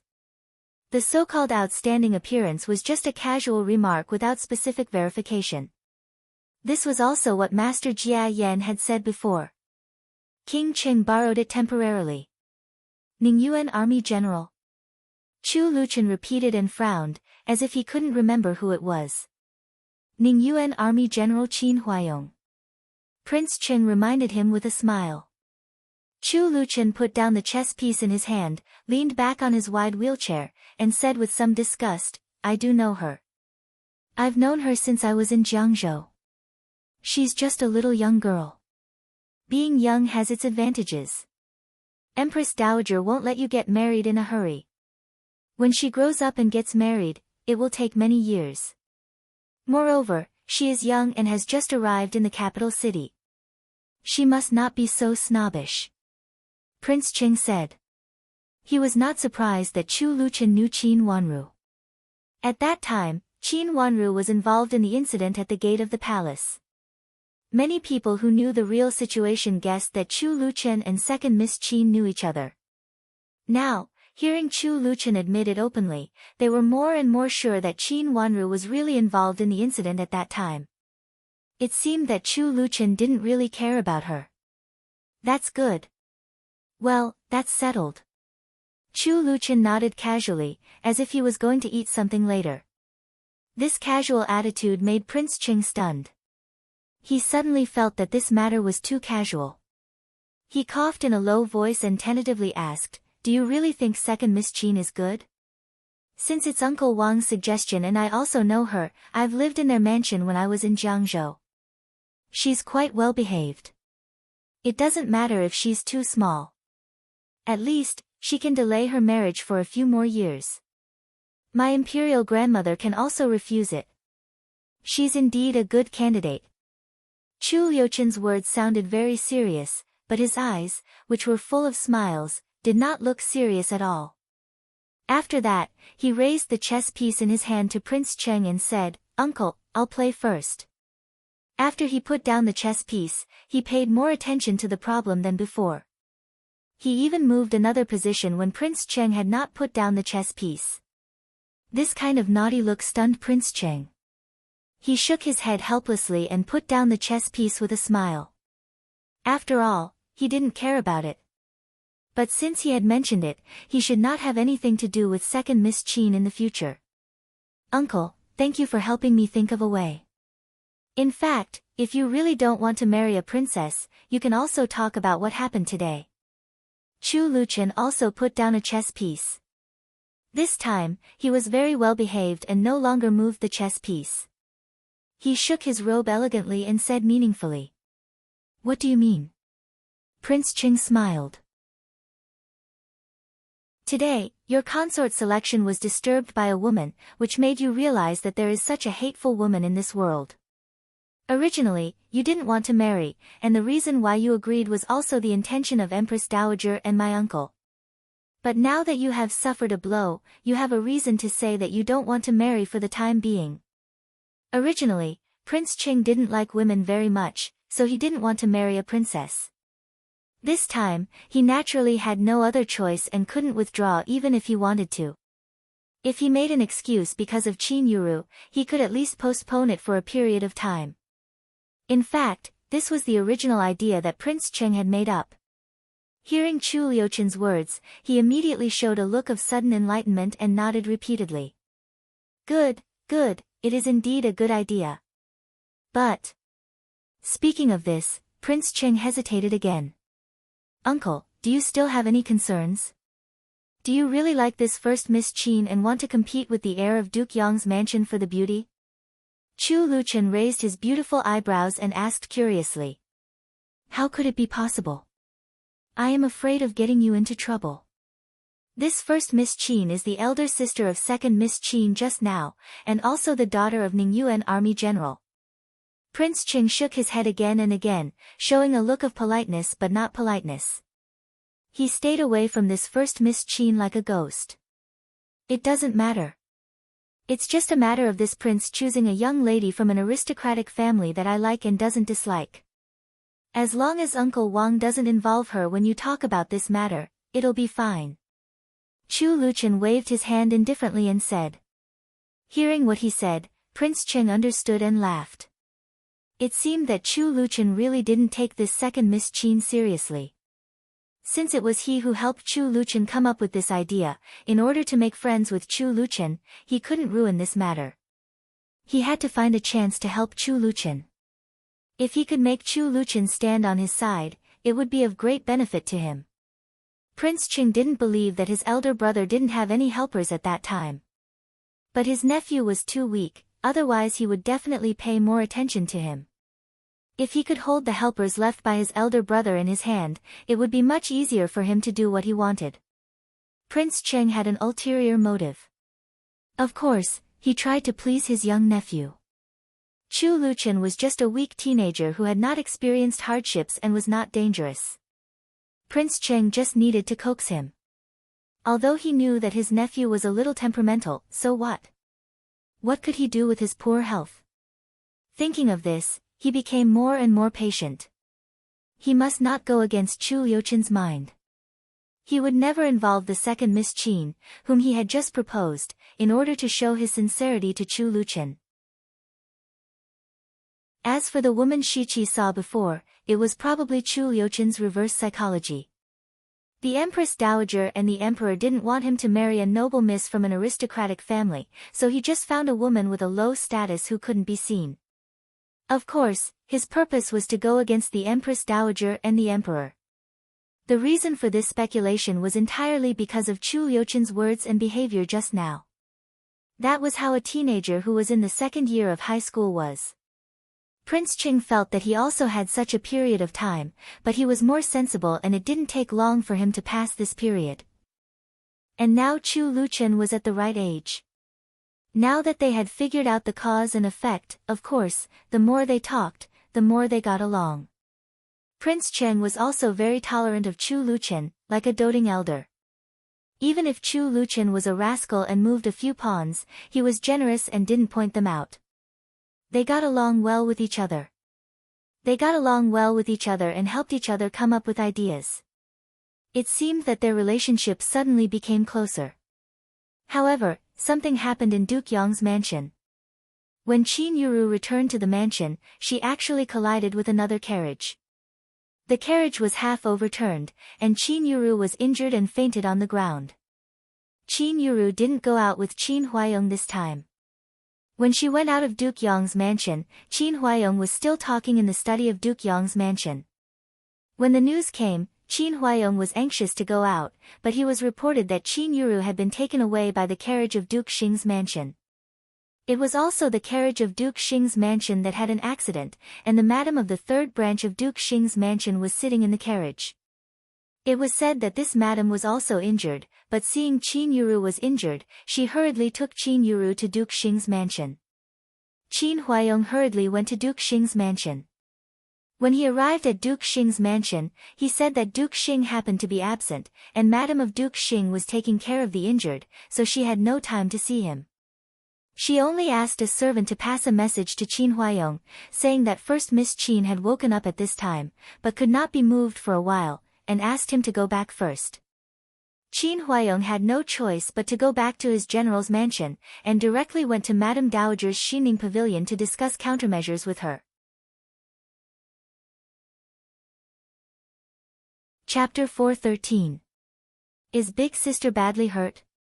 Qin Wanru blinked her eyes, put down the medical book in her hand and asked. I heard that she is also badly hurt, so it is not convenient to move her for a while. It is said that she should not have been hit so hard, but because of the carriage of third madam, she hit it hard. Yu Jie reported. Although this was what she heard from Qin Huayong's servant, Yu Jie still didn't believe it. Others didn't know what kind of person First Miss was, but how could she not know? With First Miss's extremely selfish character, how could she hurt herself for others? Hearing that Yu Jie emphasized the word heard, Qin Wanru couldn't help laughing. She raised her eyebrows and joked, heard? Yes, that's what I heard, but I don't think it is credible. Seeing that her miss was still in the mood to tease her, Yu Jie knew that her miss must have guessed something. Her tense face relaxed, and a faint smile appeared on her face. As long as her miss understood it, it was good. She was afraid that her miss didn't think of this kind of thing and was suddenly confused. It is really good to have such a hearsay. Qin Wanru said meaningfully. First Miss is afraid that what happened in Prince Cheng's mansion will be spread out, so she made such a thing. After all, Yu Jie was not stupid, and she knew Qin Yuru's nature well. At this time, after thinking for a while, she immediately opened her eyes wide and said incredulously. This was not an ordinary thing. If something really happened, it would be fatal. She didn't believe that First Miss would be so desperate. Even if something really happened, it would not be Qin Yuru. Qin Wanru stood up, walked to the window, and looked at the wall outside the window. It seemed that the third madam of Duke Xing's mansion did not get along well with this madam of Duke Xing. In the last life, what happened in Duke Xing's mansion was very far away from her. If Qin Yuru did not mention it in front of her proudly when she humiliated her, it seemed to be someone or something in another world. No one could think that this was her real family. Of course, this was only a family of blood. Second Miss, what should we do now? Qin Yu hesitated and asked. She had always been cautious, and she felt that there should be a follow-up. Go and prepare some clothes. Someone should be coming to invite me later. Qin Wanru thought for a while and said. Qin Yuru and Madame of Duke Xing played a good trick, and it happened to be at such a critical time. Although others would say that what happened to Qin Yuru in Prince Cheng's mansion was cheap, she had such a big accident, and it was because of others. Even if someone criticized her, the rumors would be reduced to a minimum. For the sake of the third Madame of Duke Xing's mansion, she hurt herself and couldn't even move now. For this reason, no one should blame her at this time. Ladies from aristocratic families were very particular about etiquette. Even if they were gossiping, they had to have a standard. Now Qin Yuru was still lying in bed unconscious. If they spoke ill of her at this time, it would make others doubt the character of this lady from aristocratic families. Qin Yuru grasped this critical moment very accurately. It was an excellent move. It could be regarded as a tacking way to save you. With such a good reputation, she could make up for her previous bad reputation. Although it might not be able to make up for all the bad reputation, there would certainly be people who would not blame her so much for what she did in Prince Cheng's mansion. They would even help her find reasons to explain what had happened in Prince Cheng's mansion. But sometimes, man proposes, God disposes. Qin Yuru had calculated the reaction of the ladies from aristocratic families and the benefits of this matter to her. She even grasped the timing very accurately. But what she didn't calculate was the hearts of the people in the imperial court. How could it be so easy to calculate Prince Cheng? Men and women had different ways of dealing with things. They wouldn't gossip, but it was much more effective to directly take action than to gossip. Prince Cheng hadn't married for so many years, so he must have his own special ideas. He was forced to choose a concubine because he had no choice. If there was such a reason, he could choose a concubine above board. If there was such a reason, how could he not choose a concubine? Miss, do you mean that the general will ask you to take care of first miss? Hearing Qin Wanru's words, the two servant girls looked at each other and suddenly understood. Qin Yu stepped forward anxiously and said hurriedly. Duke Xing's mansion was a dangerous place. It was not a good thing for Miss to go there at this time. It doesn't matter. It's a good time. Prepare all the clothes. Qin Wanru smiled mysteriously. She turned around, walked to the dressing table and sat down. Qin Yu, help me dress. Miss, do you really want to go there? Madame of Duke Xing and First Miss have bad intentions towards you. Didn't you say that you wouldn't go there these days? Yu Jie followed her in confusion. Seeing Qin Yu put down Qin Wanru's black hair, she couldn't bear it and asked in confusion. Times have changed. Now is different from the past. This matter is big enough. Qin Wanru looked up at herself in the mirror. Under the black hair, her face looked more childish. Her skin was crystal clear and tender with a faint blush. At first glance, one could know that she looked very good. The corners of her red lips were slightly raised, which made her look very charming. In fact, this color was a little too bright, especially the corners of her lips. She bit the corners of her lips in disgust. She saw that the corners of her lips turned white at the moment when she opened them, but then they slowly returned to the previous bright red. In fact, she didn't like her overly bright color. She hadn't been sleeping well for the past few days. Every time she woke up from a nightmare, she would feel as if someone was criticizing her lips for being too alluring. So many people were criticizing her, and then she would be slapped hard in the face. Miss. Qin Yu's voice suddenly came to her ears. Qin Wanru suddenly woke up. Looking at herself in the mirror, her face was slightly pale. She actually thought of this dream again, the dream that had disturbed her sleep these days. I didn't want to go before because if I didn't go at that time, they would be more anxious and they would be more anxious to find a reason. Since they were looking for a reason, they must find a reasonable reason. Now Qin Yuru can't go out of the mansion casually. It must be reasonable, and also can be approved by father. This reason is not so easy to find. Qin Wanru calmed down and collected her thoughts. Her long eyelashes fluttered, covering the deepness at the bottom of her eyes. She didn't say some things clearly. She was just drawing up a fixed result. The specific results still depended on Qin Yuru and Madame of Duke Xing's performance. And this time, the matter of Prince Cheng's mansion also forced Qin Yuru to take action. If the matter of Prince Cheng's mansion was really publicized, she might not be able to go out in the future. Although Qin Huayong was partial to her, it was impossible for him to let her go out and make a fool of herself. The simplest and most direct way was to lock her up until she got married. After she got married to Duke Yong's mansion, it was not Qin Huayong's concern whether Qin Yuru would appear in front of others. As for whether Di Yan would marry Qin Yuru, Qin Wanru had no doubt. In the current situation, Di Yan had to marry Qin Yuru no matter what. After so many things had happened, Di Yan and Qin Yuru had long been entangled together. And she was also happy to see this. When the marriage that they had planned with all their efforts was not as happy and beautiful as they had imagined, what would happen to the two resentful couples at that time was really exciting. Qin Yuru was anxious. Madame of Duke Xing was desperate. Some things were not necessarily laid out in advance, such as the third madam who went out of the mansion this time. She needed a gap of Duke Xing's mansion. The third madam was very good. Qin Wanru's guess was right.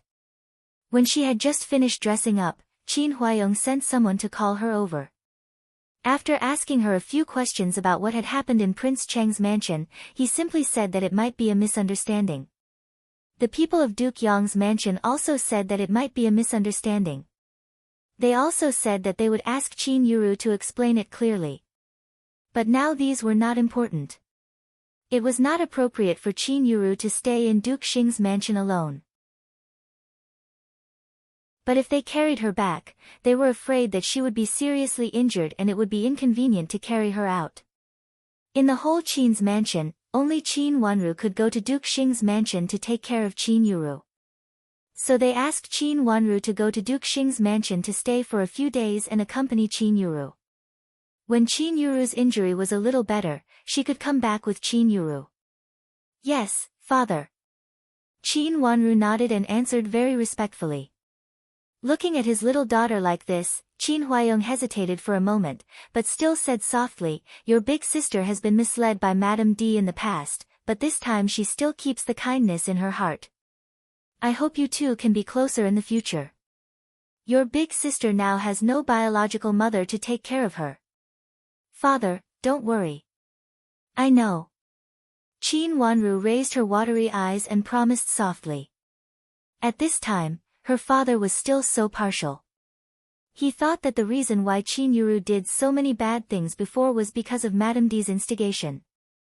Now he even used Madame D's matter to imply to Qin Wanru that Madame D would never be released again. In fact, he should not say this to her, should he? Was he trying to reassure her? Qin Wanru secretly raised the corner of her mouth. She was now more and more disappointed with her father. Qin Yuru was Qin Yuru's biological daughter, so it was understandable for Qin Huayong to be biased. However, she did not believe that Qin Huayong was such a person when she saw Qin Yuru's behavior. Qin Huayong was so biased that he seemed to have lost his usual shrewdness. Since he could see, hear, and understand, but he still behaved like this, what else couldn't she understand? She would leave Qin's mansion after all. Now she only worried about Madame Dowager and Shui Rulan. Fortunately, Madame D couldn't do anything now because of her current condition. After that, she would destroy all the wishful thinking of Qin Yuru, and then Qin Yuru wouldn't be able to make waves anymore. "Father, I'll go back to tidy up some necessary clothes first," Qin Wanru said and left. Qin Huayong nodded and waved his hand. Qin Wanru bowed again and slowly left Qin Huayong's study with Yujie. Behind her, Qin Huayong looked at Qin Wanru's back silently, and the meaning in his eyes was unclear. After a long time, he sighed deeply, turned back to the desk, and took out something from the interlayer under the desk. After looking at it, he hesitantly held it in his hand. Chapter 4:14. Qin Wanru didn't expect to meet Nanny Huang, who came in a hurry on the way. Second Mississippi, seeing Qin Wanru, Nanny Huang didn't avoid her. Instead, she turned around from the side path and called Qin Wanru. Nanny Huang. Qin Wanru bowed sideways. Nanny Huang was the invited etiquette instructor, so her status in the mansion was naturally different from that of ordinary people. Second Miss, did something happen to First Miss? Nanny Huang asked anxiously. The news about Qin Yuru had been spread to Qin's mansion, but not many people knew the details. Did something happen to First Mrs. Carriage? Is she badly hurt? How could it happen all of a sudden? Nanny Huang asked anxiously. She originally wanted to go to the outer study to find Qin Huayong, but when she met Qin Wanru here, she stopped and asked Qin Wanru. She should be badly hurt. It is said that she can't get up at this time, so she is staying in Duke Xing's mansion. It is not suitable for her to move. Qin Wanru looked at Nanny Huang calmly and said. She is in Duke Xing's mansion now. Nanny Huang looked surprised. Qin Wanru nodded and turned around, looking like she was in a hurry to leave. Second Miss, are you going to Duke Xing's mansion to see First Miss? Nanny Huang asked hurriedly. Big sister is alone in Duke Xing's mansion, and it is not convenient for mother and grandmother.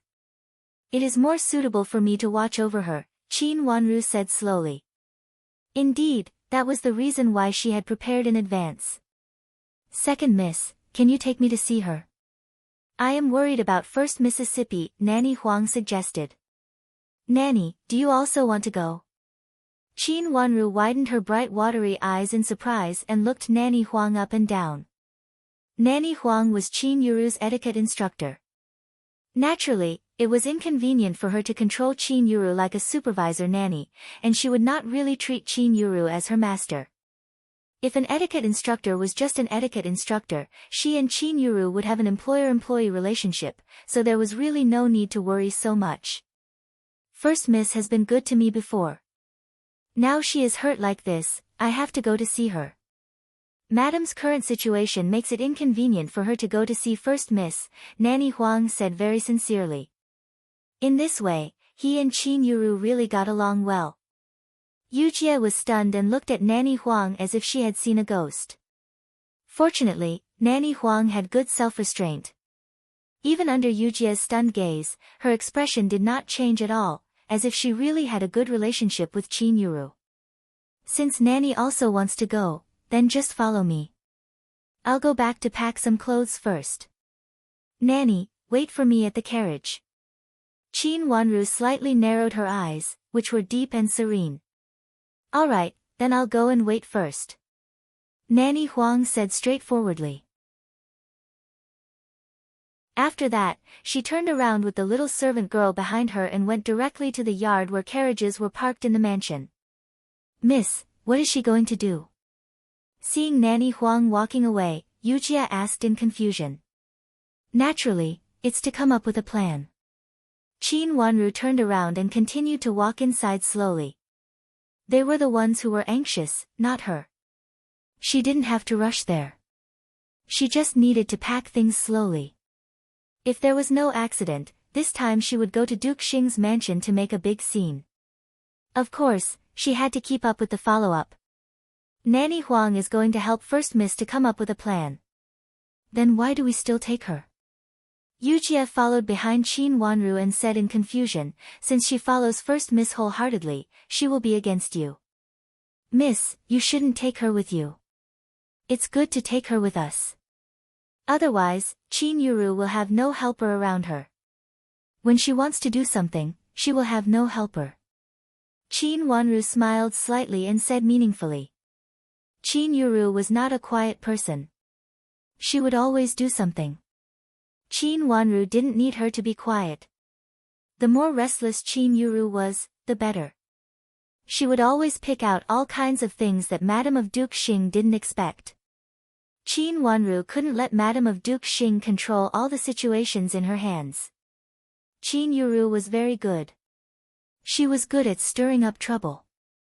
With Nanny Huang, she would have a helper. It didn't mean that Nanny Huang was not smart enough. Nanny Huang knew little about the affairs of Qin's mansion. It was not appropriate for her to come up with some ideas. Just like what happened in Prince Cheng's mansion this time, Qin Wanru was 100% sure that it was not Nanny Huang who came up with the idea that Qin Yuru had hooked up with Prince Cheng. It was Qin Yuru who wanted to cling to the rich and powerful, so she made such a scene. At this time, not only Madame of Duke Xing didn't know, but even Nanny Huang didn't know that Qin Yuru had made such a big mistake. Next, it was up to them to help Qin Yuru cover up this mistake. Madame of Duke Xing thought that everything would be fine after she made Qin Yuru into Duke Xing's mansion. But she didn't expect that Qin Yuru's problem also fell on Duke Xing's mansion. Because Qin Wanru had to tidy up and pack some spare things, she was a little slow. This time, she brought the two servant girls Chu Lu and Yujie to Duke Xing's mansion, and also brought some necessary clothes to change. When they arrived at the parking place, Nanny Huang was so anxious that she paced in circles several times. Seeing Qin Wanru coming, she breathed a sigh of relief. Nanny Huang, sorry to keep you waiting. Let's get in the carriage together. Qin Wanru smiled slightly and invited her. Second miss, you are too polite. Nanny Huang was not Qin Yuru after all. At this time, she had calmed down and said with a gentle look. Qin Wanru got in the carriage first, followed by Nanny Huang. The two servant girls got in the carriage last. The little servant girl who had followed Nanny Huang before did not come. The carriage was not big, but it was spacious for 4 people. After everyone sat down, the coachman drove the carriage to Duke Xing's mansion. Along the way, it was very quiet in the carriage. Qin Wanru slightly closed her eyes to rest. Under her long eyelashes, no one could see whether her eyes were closed or open. Nanny Huang lowered her head and frowned tightly. When she got in the carriage, she actually wanted to talk to Qin Wanru. However, as soon as Qin Wanru got in the carriage, she leaned against the carriage wall and closed her eyes to rest, so it was not convenient to disturb her. Qin Wanru did not speak, so it was not convenient for Nanny Huang to talk to the two servant girls. The way to collide with the carriage of Duke Xing's mansion was indeed her idea. When 2 carriages collided, it also needed to be calculated. Originally, she wanted Qin Yuru to spread the news today, and then they would discuss it. Who would expect that they directly collided today? Could it be that he really bumped into it by accident? Nanny Huang had always had a doubt in her heart. She originally wanted to ask Qin Wanru about it, but now she could only figure it out by herself. The more she thought about it, the more she felt that there was something wrong. They had agreed to wait for the next opportunity to take action. How could it be so fast? She looked up at Qin Wanru. She could not see it from her face, but she inexplicably felt anxious in her heart. She always felt that this matter would not be as calm as it seemed. All the way to Duke Xing's mansion, she felt uneasy. When the carriage stopped, Nanny Huang jumped out of the carriage first, then the 2 servant girls, and finally Qin Wanru jumped out with Yujie's hand. Second Miss Qin, please. Nanny Sheng had been waiting outside the carriage. Seeing Qin Wanru come down, she bowed to Qin Wanru and led her forward with a smile. After walking for quite a while, they finally arrived at the entrance of a courtyard. Qin Wanru frowned as she looked at the road she came from. This courtyard was very close to Chuehua Gate. Soon after entering Chuehua Gate, they arrived at this courtyard. First Miss Qin arranged for a guest house. In order to make it convenient to invite a doctor, our madam arranged for First Miss Qin to stay here. It will be more convenient for a doctor to go in and out. Seeing that Qin Wanru looked back at the old maid at the Chuehua Gate, Nanny Sheng immediately understood her meaning and explained with a smile. Therefore, this place should be very close to the outer court. Nanny Sheng, how is our first Mrs. injury? Nanny Huang didn't pay attention to these things and couldn't help asking anxiously at this time. You are? Nanny Sheng looked Nanny Huang up and down and felt that the old maid in front of her was not like the supervisor of the Qin's mansion. This is Nanny Huang, big sister's etiquette instructor. Qin Wanru introduced with a smile. Etiquette instructor. Why did she come here at this time? Nanny Xing frowned secretly. She didn't think that Qin Yuru's injury had anything to do with an etiquette instructor, but she naturally wouldn't say anything excessive in front of Nanny Huang. She immediately said with a flattering smile, "Nanny Huang, don't worry. First Miss is fine. Nothing big happened, so it's just a small matter." Qin Wanru raised her watery eyes in surprise, and a trace of coldness flashed at the bottom of her eyes. How is First Miss? Nanny Huang really cared about Qin Yuru. When she heard Nanny Xing's tone, her face darkened. She hurt her hand, but it's not very serious. It's just inconvenient for her to move. Nanny Xing told the truth. It was really an accident. She just bumped into Nanny Xing a little. The coachman of Duke Xing's mansion had long been bribed by Madame. Originally, Madame planned to go out by herself, but it happened that third Madame was going out and wanted to borrow Madame's carriage. So Madame lent her carriage to third Madame. Whether it was Madame or third Madame, they were just a trick. However, they didn't expect that the carriage, which was supposed to be just a slight bump, would really startle the horse. Although the coachman finally restrained the horse on the shaft, the carriage really hit the horse. Third Madame was seriously injured, and First Miss Qin seemed to be seriously injured. Fortunately, the rest had been arranged well. No matter how serious it was, they would directly take Qin Wanru and say something serious. They also took the opportunity to say that First Miss Qin saved third Madame. Her hand is broken, Nanny Huang said in a trembling voice. She just planned to let Qin Yuru hit the carriage a little and then say that she was injured. She didn't expect that she really hurt her hand. It's not broken. She just needs to take good care of it. She twisted her tendon, Nanny Xing said vaguely. Let's go to see big sister first. Was it self-defeating? It was really an unexpected result. This third Madame was really wronged. If Qin Yuru had planned it well, she would not be completely unprepared. Qin Yuru's carriage seemed to be mysterious. She would find an opportunity to let someone have a look. Qin Wanru already had an idea in her mind. She looked at Nanny Sheng and said lightly. Okay. Second Miss, please go and have a look yourself. Nanny Sheng immediately said with a flattering smile. While talking, she had entered the yard. Only as soon as they stepped into the yard, they heard a sharp scream, which scared everyone and made them stop.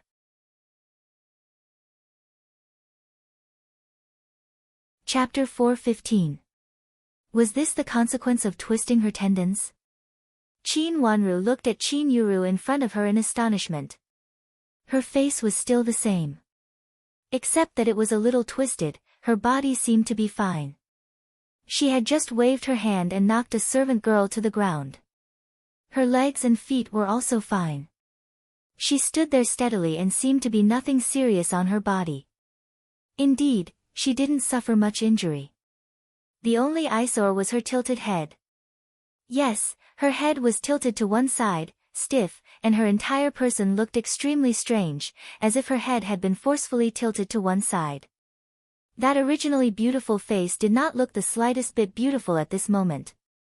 Not only was it twisted, but it also looked sinister. Qin Wanru, what are you doing here? Who asked you to come here? Qin Yuru screamed in pain because the servant girl accidentally touched her neck, and then she knocked the servant girl to the ground. She did not expect that Qin Wanru would come in at this time. For a moment, she was full of hatred and anger. She screamed at Qin Wanru loudly. Qin Wanru. Although she was prepared for the car crash, she did not expect that there would be an accident and she really twisted her neck. Although the doctor said that it was not a big deal and she would be fine after a period of rest, she was caught by Qin Wanru when she was in a mess. Nanny Huang frowned and wanted to say something, but she still closed her mouth after looking at Nanny Sheng. However, her face was a little ugly. Now there were so many people and it was not convenient to ask Qin Yuru some questions. She could only stand aside and see the situation first. First Miss, Second Miss is here to see you. Nanny Xing's face darkened and she said coldly to Qin Yuru. She didn't say much, but the warning in her words made Qin Yuru's face turn pale and she immediately came to her senses. However, she couldn't put on a show of sisterhood to Qin Wanru at once. She snorted coldly, turned back to sit in the chair, tilted her head and squinted at Qin Wanru, and her voice became low. Did father ask you to see me? How did big sister hit the carriage of Duke Xing's mansion? Qin Wanru smiled slightly and sat in the chair on the other side with a calm look. She didn't show too much affection to Qin Yuru and looked like she was asking a question. What do you mean by that? It was the carriage of Duke Xing's mansion that hit me. If I hadn't asked the coachman to stabilize the horse, the third madam of Duke Xing's mansion would have been in big trouble. She had always been unwilling to show weakness in front of Qin Wanru. Hearing Qin Wanru's words, she immediately retorted. Big sister, do you mean that the carriage of the third madam of Duke Xing's mansion hit it on its own initiative? Qin Wanru frowned and looked like she wanted to figure out the truth of the matter. Qin Yuru reached out to touch her twisted neck and said angrily, of course it was someone else who bumped into me. I've become like this because of her. She was very angry. She had thought clearly about the accident that would happen if she collided with the carriage of Duke Xing's mansion. Therefore, she brought a few quilts in the carriage. Of course, she was afraid that the collision would be too heavy. If she was really hurt, the loss would outweigh the gain. Unexpectedly, she had protected her hands and feet, but failed to protect her head. She accidentally twisted it, and now her neck had not been twisted. Although the doctor said that it was not a big deal and that it would recover in a few days, she could not meet others in this state. Moreover, Qin Wanru had seen it. This was the last thing she wanted. It was the third madam of Duke Xing's mansion who hit your carriage? Qin Wanru seemed to not understand and asked again. Is it possible that it is fake? Of course, it was she who hit me. Qin Yuru thought that Qin Wanru did not believe it, so she said angrily. Nanny Sheng, what's wrong with the carriage of the third madam of your mansion? Why did she hit someone on the street for no reason? Qin Wanru slightly raised the corner of her mouth and slid from Qin Yuru's face to Nanny Sheng's face. Her watery eyes were cold. It was an accident. Who knew that such a thing would happen? In fact, the carriage of our mansion was fine before. I don't know why it collided with the carriage of the first Miss Qin. Fortunately, both of them are fine now. But it is not suitable for the first Miss Qin to go out in this state, so she can stay in our mansion to rest for a while and see if there are other injuries. Nanny Sheng explained with a smile. Accident? Qin Wanru seemed to be a little suspicious. Nanny Sheng's heart skipped a beat and she felt inexplicably uneasy. But she still said with a smile, of course it is an accident.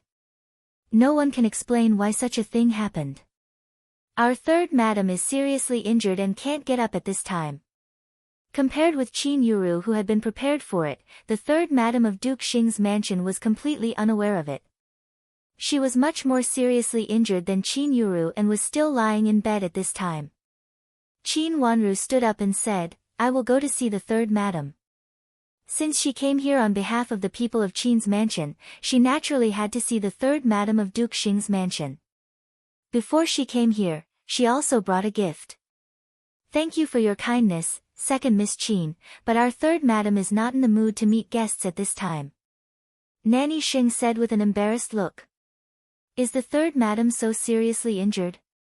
Qin Wanru asked in surprise. Nanny Sheng nodded and looked a little serious.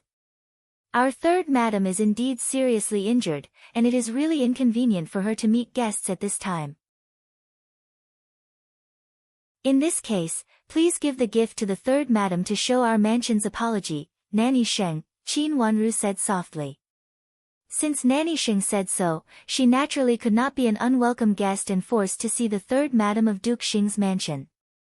She could be sure that the third madam was really seriously injured. Qin Yuru was actually unscathed, except for the fact that she had accidentally twisted her neck. Her so-called injury was just a way of saying it.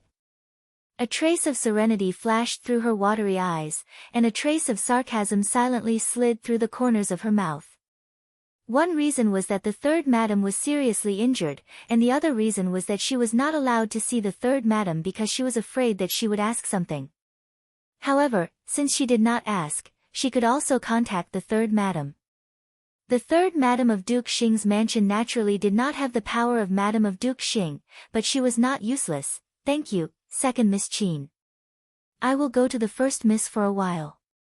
It is inconvenient for the first miss to go out now, so second miss, please choose a room to live in and go back when the first miss feels better.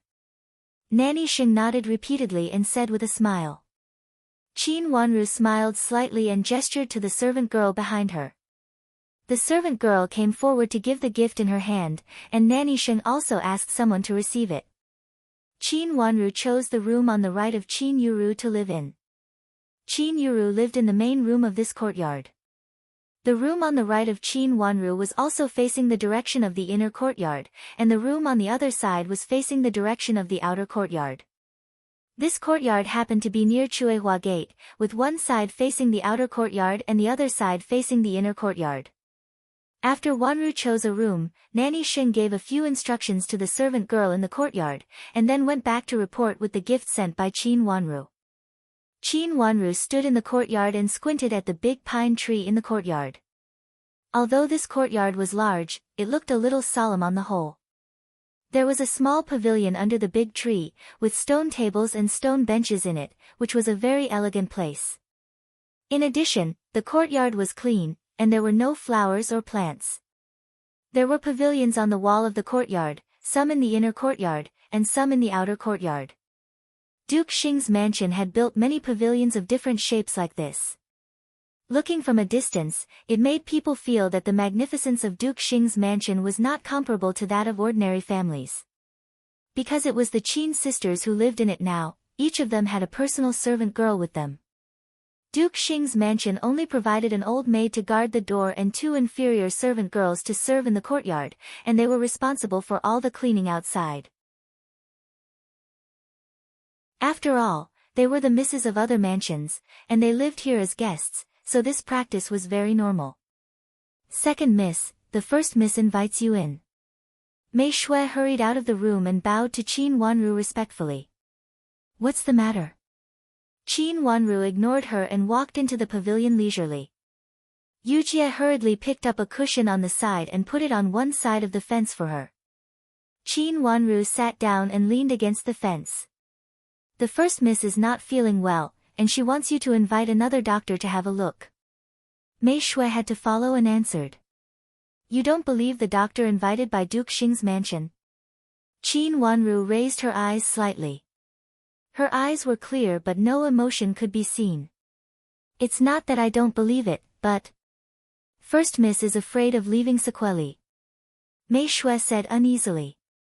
Although the doctor promised that there was nothing wrong, as a woman, who was willing to twist her neck. This situation could not be tolerated for a day, let alone there were still a few days left. Her first miss was so temperamental, so Mei Shui really did not dare to waste time, so she just proposed to Qin Yuru that they could invite a few more doctors to have a look. Previously, they were all from Duke Xing's mansion, so it was embarrassing to say more. But now the second miss came, they could ask the second miss to help them to invite more doctors. On the one hand, it could speed up the treatment of the neck, and on the other hand, it could let outsiders know that Qin Yuru was seriously injured and invited one doctor after another. Will there be sequelae? Qin Wanru asked unhurriedly. Mei Shui's forehead began to sweat. I don't know. Since you don't know, let's leave it like this for the time being. Although Big Sister looks a little ugly now, Child D is not here now. He will not see Big Sister in such an ugly look, so it's okay. Qin Wanru raised her delicate little face and said in a soft voice, but her words were extremely sarcastic. Second miss. Mei Shui still wanted to beg, but was interrupted by Yujie rudely. Mei Shui, you go back first. First miss looks like this now, no matter how many doctors are invited to have a look, it will be useless. Instead, more people will see it as a joke. Her words were also extremely sarcastic. almost not giving any face to Qin Yuru. The first Mississippi Mei Shui was angry and indignant, but she could do nothing. She bit her lip, looked at Qin Wanru who looked leisurely, gnashed her teeth, and turned to leave. Qin Wanru, what do you mean? In fact, the room was not far away. Qin Yuru, who had been standing by the window and looking out of the window, also heard the words of Qin Wanru and Yujie at this time. She was so angry that her face turned livid. She immediately couldn't bear it, opened the door, and walked out, and said angrily. Nanny Huang wanted to stop her, but it was too late. Big sister, you look like this now, why are you still making trouble? You have made trouble in Prince Cheng's mansion before. Do you want to make trouble in Duke Xing's mansion now? Qin Wanru stood up helplessly, looked at Qin Yuru who rushed out to denounce her. Her voice was not high, but it was enough to make Qin Yuru burst with anger, especially when she mentioned the matter of Prince Cheng's mansion. She raised her hand and was about to slap Qin Wanru's tender little face. Yujie reacted quickly, took Qin Wanru a step back, and happened to avoid Qin Yuru's slap.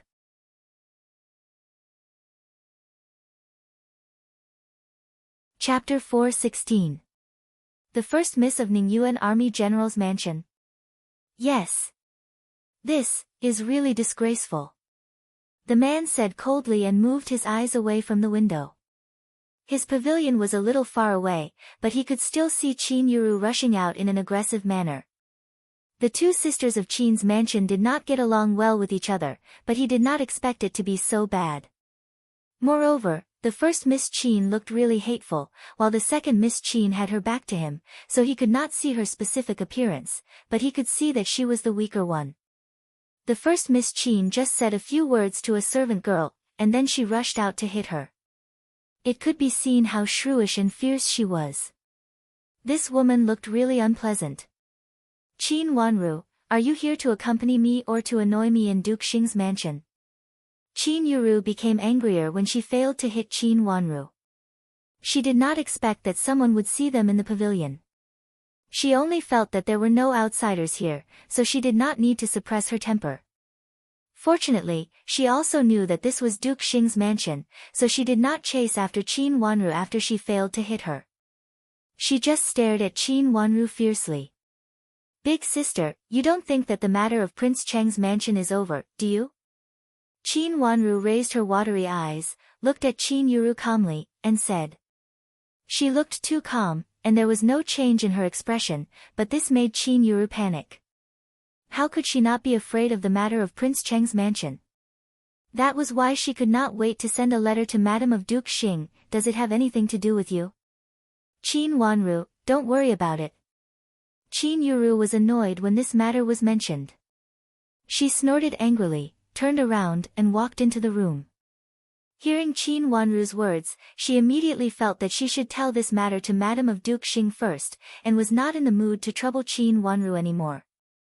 Nanny Huang happened to come, and she had to discuss it with Nanny Huang. Let's go out for a walk. Seeing Qin Yuru rushing back to the room, Qin Wanru knew that she was going to discuss with Nanny Huang. She also stood up and walked outside. Sure enough, Nanny Huang was helping Qin Yuru with ideas. When Qin Yuru met Nanny Huang for the first time, she felt that this etiquette instructor was also very arrogant. At that time, when she looked at Qin Yuru, she seemed to weigh the pros and cons for a while. It could be seen that although she was entrusted by Duke Yong's mansion, she did not mean to help Qin Yuru wholeheartedly. It had only been a short time, but he was already helping Qin Yuru wholeheartedly. Qin Yuru would not believe that Duke Yong's mansion had nothing to do with this. As an etiquette instructor, Nanny Huang must have a lot of secret connections. I need to be more careful. Right now, he had something more important to do. Yes, miss. Yujie nodded and followed her. They went out of the courtyard one after another. Not far from the courtyard was the Chuehua Gate. There were two supervisor old maids chatting at the Chuehua Gate. Seeing Qin Wanru coming out of the courtyard, the two old maids did not take it seriously. They squinted at her and continued to chat. Qin Wanru turned and walked inside casually. After a few steps, she suddenly stopped and turned to walk to the two old maids. The two old maids were chatting enthusiastically. When one of them saw Qin Wanru coming over, she reached out and pulled the sleeves of the other old maid, hinting to her. The other old maid also turned around reluctantly. "May I ask which courtyard is the third madam of your mansion?" Qin Wanru came over and asked with a smile. "Our third madam lives in the westernmost courtyard, which is far from here." The old maid impatiently pointed to the distance. "How is the injury of your third madam?" Qin Wanru asked again as if she did not see the deep displeasure on the old maid's face. "Our third madam is naturally seriously injured. She can't get up at this time." The old maid looked Qin Wanru up and down and said indifferently. Although the third madam had no power in the mansion, she was their master after all. It was obvious that the third madam was seriously injured, but she treated the first miss of the Qin's mansion as a treasure. The two old maids guarding the gate were very indignant for their third madam. She said that she saved the third madam, but it was she who bumped into the third madam and seriously injured her. "Is the third madam so seriously injured?" Qin Wanru looked surprised.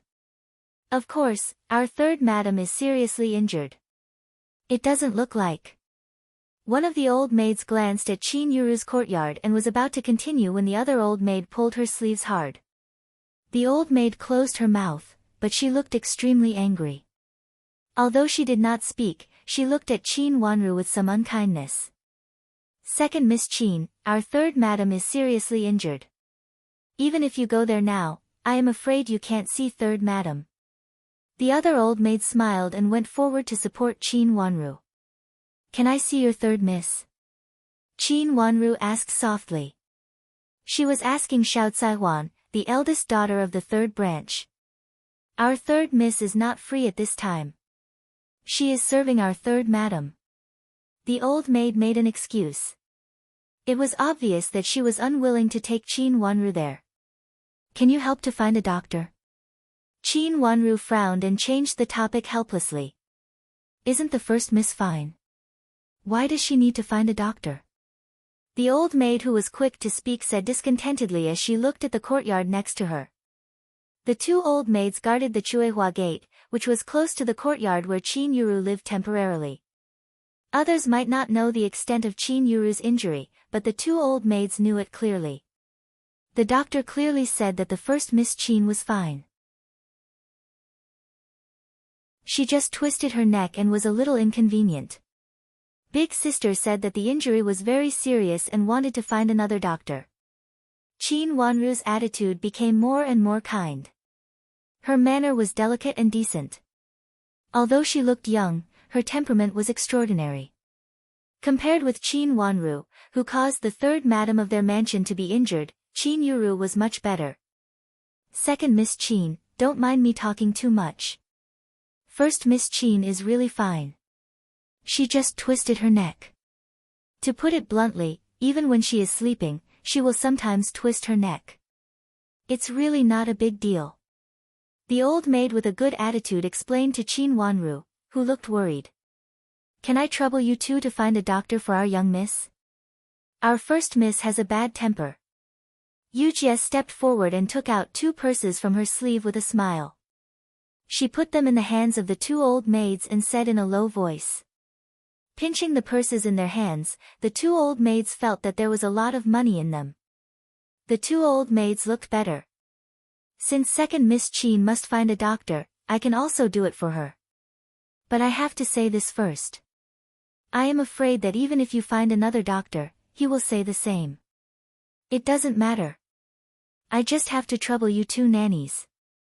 But can you find another doctor? If all the doctors say the same, big sister will believe it." Qin Wanru smiled and explained kindly. In other words, Qin Yuru was suspicious by nature. She still didn't believe a doctor after seeing it. The 2 old maids looked at each other and had a good impression of Qin Wanru. Since they had received money from her, they naturally had to do something. Anyway, it was the same to find a doctor or 2 doctors. The two old maids discussed and left one to guard the door, while the other went out to find a doctor. Before, Madame had repeatedly told them not to treat the first Miss of Qin's mansion poorly. Although they felt indignant for their third Madame, they did not dare to really offend the first Miss Qin. They heard that their old Madame liked the first Miss Qin very much. Seeing an old maid leave in a hurry, Qin Wanru turned around and walked inside casually. But this time, she was stopped by a beautiful servant girl before she walked for a long time. "Greetings, second Miss Qin." The servant girl stepped forward and bowed to Qin Wanru, and happened to block Qin Wanru's way. Qin Wanru stood still. "I was sent by old Madam. Our old Madam wants to see second Miss Qin," the servant girl said with a smile. "Okay." Qin Wanru thought for a moment, lowered her eyes and nodded. Old Madam of Duke Xing's mansion met Qin Wanru in her own yard. After Qin Wanru came in and bowed, old Madam looked Qin Wanru up and down with a cold face. "Old Madam, this is the second Miss of Qin's mansion." Seeing old Madam's unkind face, Nanny Yu hurriedly stepped forward to smooth things over and introduced her again with a smile. Qin Wanru stood aside with her head down. Under her long eyelashes, her eyes were cold. It could be seen that this old Madam disliked her very much. At this time, she was imposing on her. "Thank you for saving me before, second Miss Qin," old Madam said slowly after looking at Qin Wanru up and down. There was no smile on her face. She said the so-called life-saving grace in such a light tone. "It's just a piece of cake. Old Madam, you don't have to be so polite." Qin Wanru raised her eyes, restrained the emotions at the bottom of her eyes, and said lightly. Since the one who was saved did not care about it, why should she bear the life-saving grace? I heard that second Miss Qin and first Miss have always been on bad terms. Only when sisters get along well can family peace and everything will be prosperous. Old Madam coughed in a low voice and looked at her a few more times before saying. Nanny Yu's face was a little pale. Old Madam's words were extremely unpleasant. She clearly meant to rebuke Qin Wanru. If Qin Wanru was just an ordinary miss from an aristocratic family, with the identity of old Madam of Duke Xing's mansion, she could rebuke her. However, Qin Wanru was the life-saving grace of old Madam of Duke Xing's mansion. Old Madam might not take it seriously. After all, she directly fainted at that time and did not see Qin Wanru at all. At this time, she pretended not to know much. However, Nanny Yu directly confronted Qin Wanru at that time. Old Madam's words made her feel extremely embarrassed. She felt ungrateful and despised Qin Wanru. "Thank you for your concern, old Madam." Qin Wanru did not explain but just smiled slightly and said lightly. Qin Wanru did not like this old Madam of Duke Xing's mansion, who was also her real grandmother.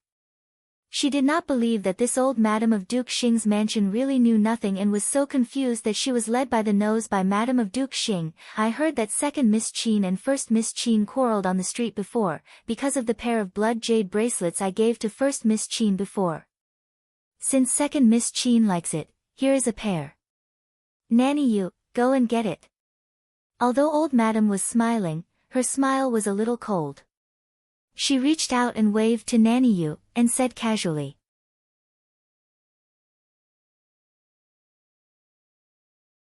Chapter 4:17. Qin Wanru was so angry that she almost laughed. Old Madam of Duke Xing's mansion really thought that she was superior to others.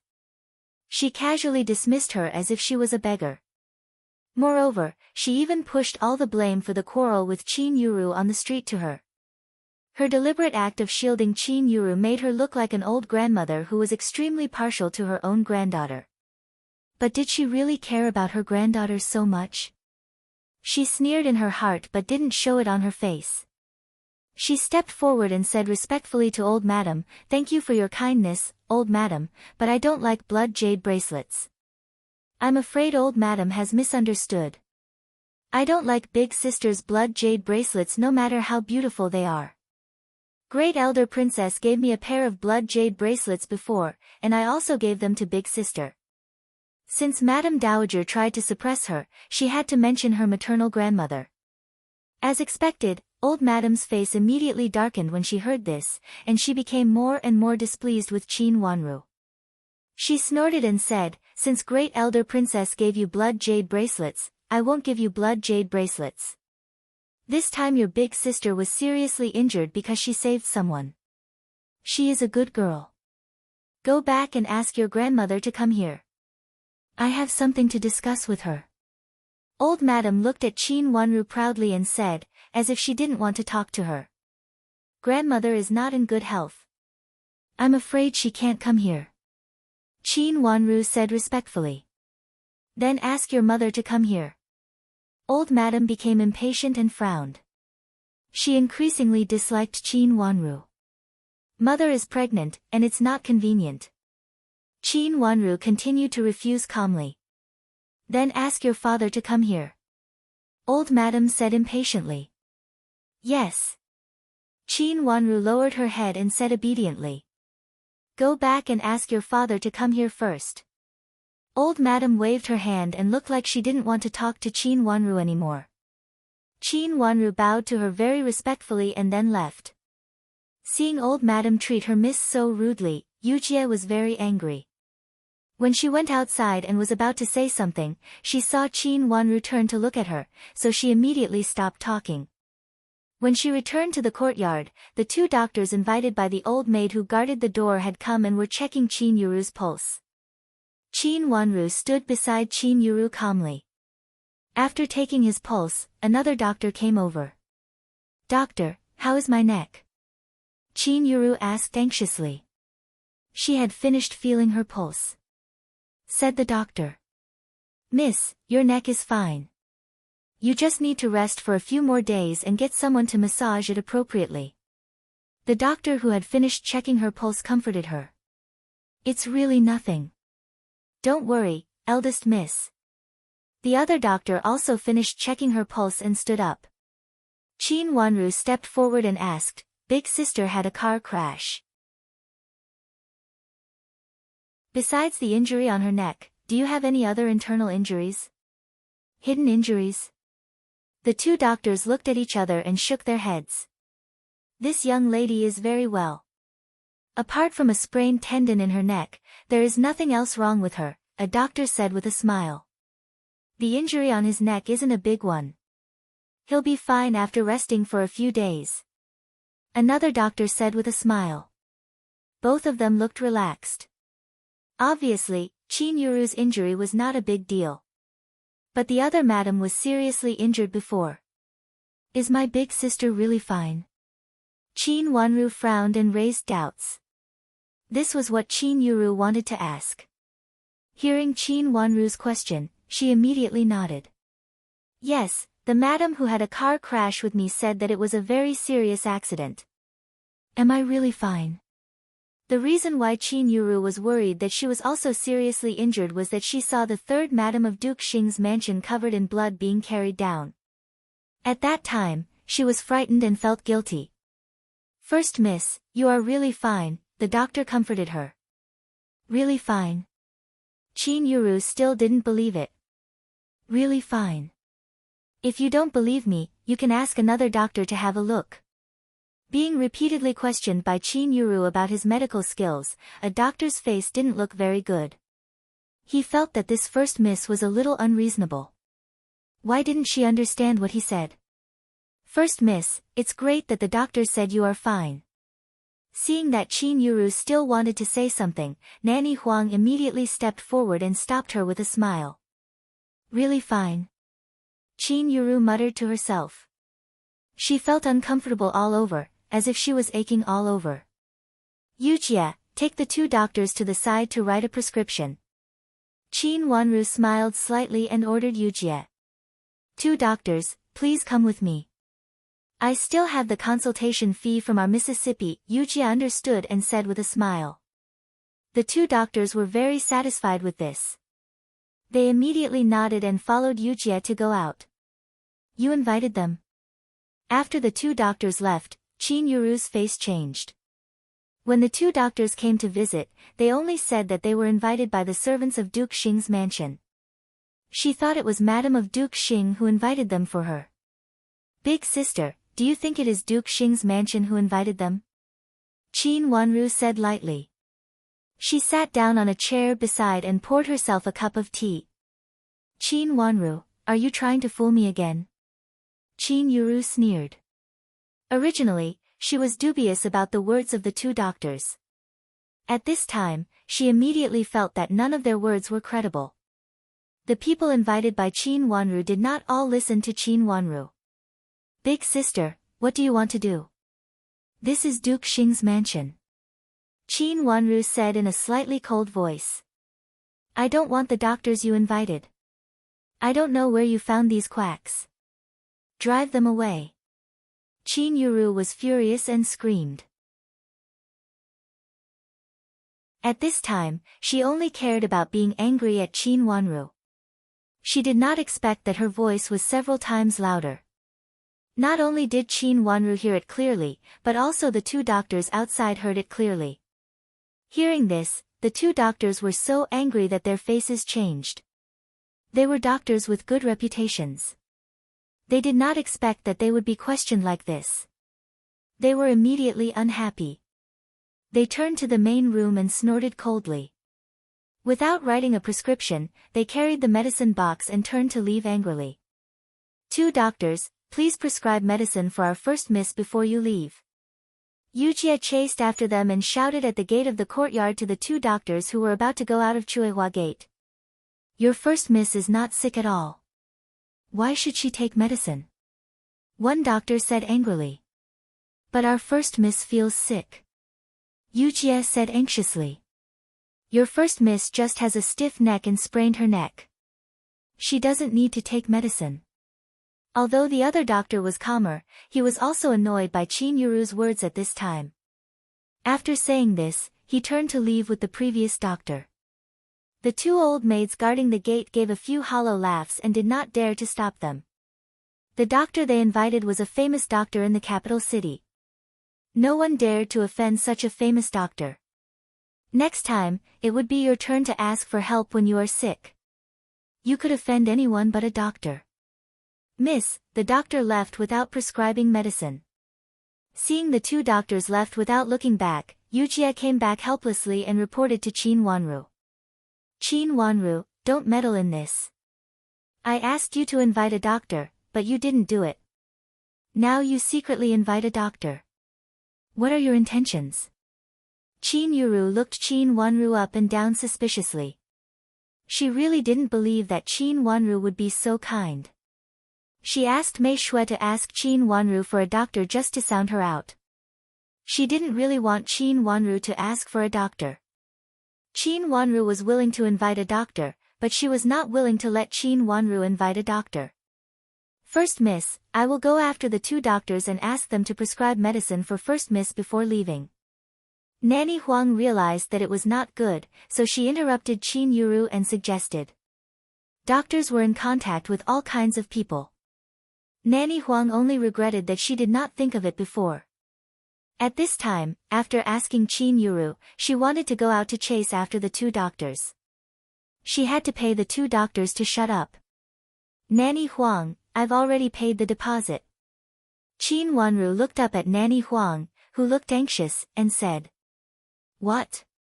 You still have to pay them? I don't know where the doctors came from. How dare they cheat money?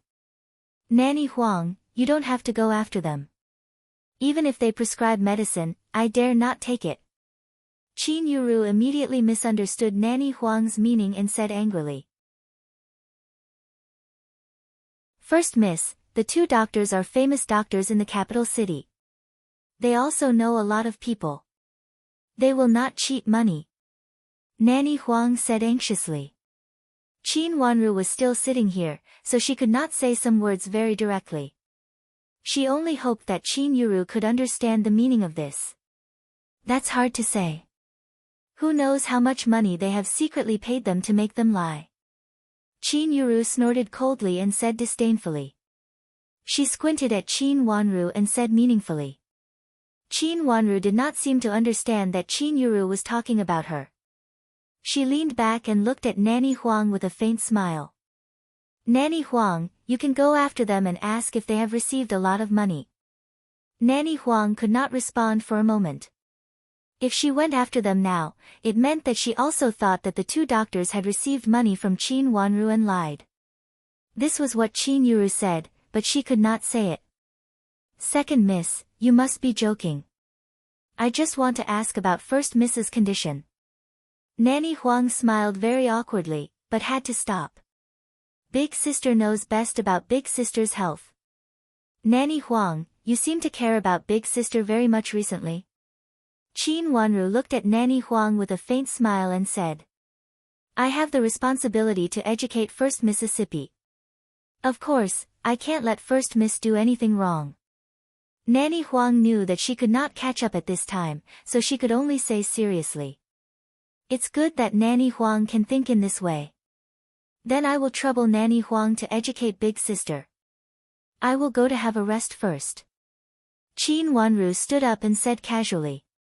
Her words made Nanny Huang's face change and she was shocked. Qin Wanru, what do you mean? Qin Yuru said sharply. Nothing, I just feel tired. There are so many things today, including Prince Cheng's mansion and Duke Xing's mansion. Don't you feel tired, big sister? Qin Wanru reached out and gently pressed her forehead a few times and said helplessly. Her words made Qin Yuru tremble with fear and her face changed greatly. She had asked Mei Shui to find Madame of Duke Xing, but Madame of Duke Xing had not come yet. Did something happen?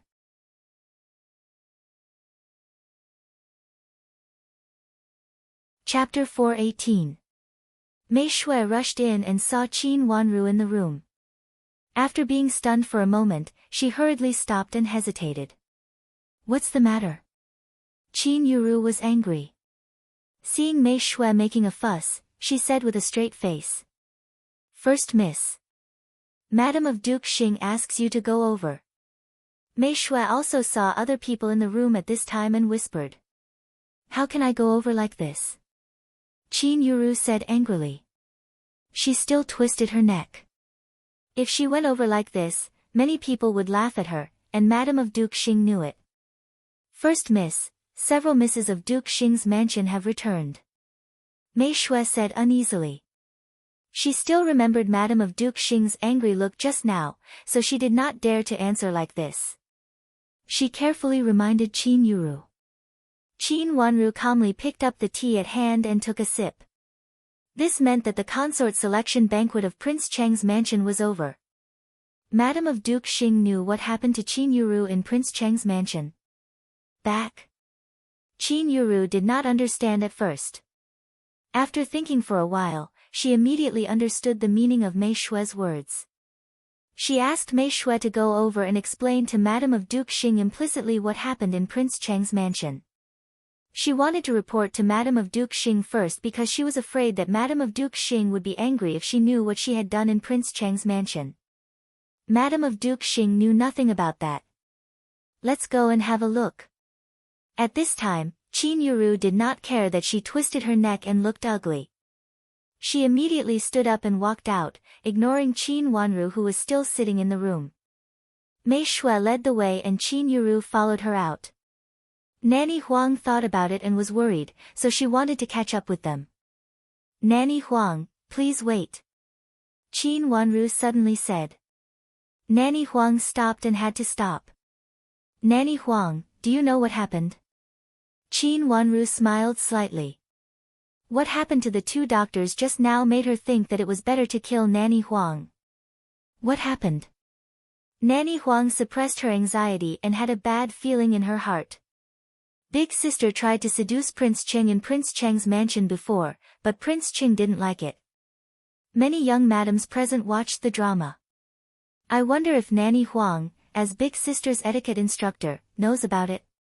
Qin Wanru said slowly and raised her watery eyes which were as light as glass. Nanny Huang's face turned pale, and her lips trembled twice. She could hardly speak. She reached out to hold the pillar on the side to stabilize her body. She only felt a buzzing sound in her head. She had been teaching young ladies of aristocratic families for many years and had seen many strange things, but she had never seen such a shameless thing. How could an engaged woman dare to hook up with another man? Moreover, this man was Prince Cheng, who had always been unwilling to marry. How shameless and despicable Qin Yuru must be to do such a thing. Nanny Huang, are you wholeheartedly helping big sister now? Nanny Huang, do you think it won't affect you if eldest sister's affair is exposed? Qin Wanru looked at Nanny Huang and said gently. Only her eyes were so clear that Nanny Huang didn't dare to look at them directly. Her expression and bearing were far beyond that of ordinary young ladies of aristocratic families. Second miss, why do you say so? Nanny Huang's lips trembled, and she suppressed her emotions in her heart and said slowly. Nanny Huang, the reason why you are so dedicated to Big Sister is that Big Sister has said something to you? Qin Wanru stood up and looked around the room with her watery eyes. This is Duke Xing's mansion. I heard that the former heir of Duke Xing lost a daughter. However, he left the capital city for about 13 years, but Big Sister should be 15 years old. She said it very casually, as if she just said it. After that, she didn't look at Nanny Huang's suddenly livid face and walked out. Qin Wanru slightly raised the corner of her mouth. She didn't know what Qin Yuru had said to Nanny Huang and to what extent, but she guessed that Qin Yuru had used both the carrot and the stick. The so-called carrot was naturally related to Qin Yuru's so-called family background, or promised some benefits, or said that Qin Yuru was the lineal miss of Duke Xing. When Qin Wanru didn't know what Qin Yuru had said specifically, she naturally mentioned it very vaguely. She guessed that Qin Yuru had lied. First Miss is only 13 years old, isn't she? As expected, Nanny Huang's trembling voice came from behind. Do you believe it, Nanny Huang? Qin Wanru slightly tilted her head and asked with a little coquettishness. Believe it? Nanny Huang didn't know.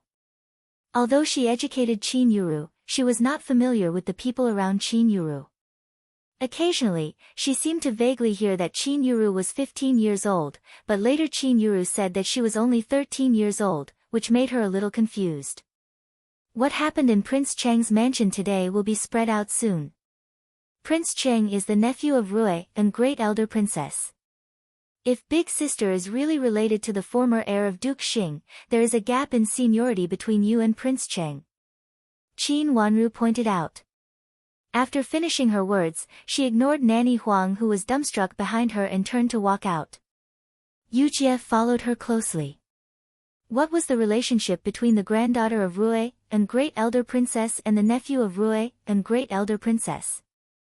If Qin Yuru was really the daughter of the former heir of Duke Xing, it was impossible for her to seduce Prince Cheng. They were not in seniority, and they were so close. It was impossible for such a thing to happen. But on the other hand, since Qin Yuru had done this, it meant that Qin Yuru knew clearly in her heart that she had nothing to do with Prince Cheng, so there was such a thing. Nanny Huang moved stiffly to the chair on the side and sat down slowly. After thinking about the matter several times, she finally sorted out some ideas. The so-called origin that Qin Yuru had told her was fake. It was impossible for her to be the abandoned daughter of the former heir of Duke Xing. She was fake. What she did was to use this identity. If this kind of thing was exposed, she would immediately lose her reputation. Not only Qin Yuru, but also Nanny Huang. Although her family had received benefits from Duke Yang's mansion and promised her to make plans for Qin Yuru wholeheartedly, it did not mean that she had to sacrifice her entire family and even her life for it. She was willing to work for Qin Yuru before. On the one hand, it was because of the generous gift from Duke Yang's mansion and some prestige. On the other hand, it was because of the origin that Qin Yuru had told her before. If all this was fake, then it was useless for her to make plans. Thinking about this, Nanny Huang stood up, pulled her clothes, turned around, and walked out decisively. She couldn't stay and suffer with Qin Yuru. Even if she didn't want to be an etiquette instructor in the future, she could go far away. She absolutely didn't want to be a victim in this matter. She had taught Qin Yuru for a period of time. If something really happened, she was afraid that she would use her as a shield. Miss, where are we going? Yujie could not bear it anymore and asked. Along the way, Qin Wanru walked very leisurely, as if she just wanted to enjoy the scenery. She stopped from time to time to enjoy the scenery. Along the way, she met a lot of servants of Duke Xing's mansion, and all of them looked at Qin Wanru with unfriendly eyes, which made Yujie more and more uncomfortable. Just walk around. Qin Wanru said indifferently, as if she did not see the servant girl coming from the opposite side. She looked arrogant. Seeing Qin Wanru coming to her face, she just avoided to the side and did not salute. It could be seen that all the servants of Duke Xing's mansion were very neglectful to her. This kind of neglect could be seen on their faces, and they probably could not bear it anymore. In fact, the servant girl in front of her was quite familiar. She had seen her more than once along the way. Since old madam did not like her, she would not care about the thin blood kinship. The first time she saw this servant girl was in old madam's yard. Miss, do you want to take a rest for a while?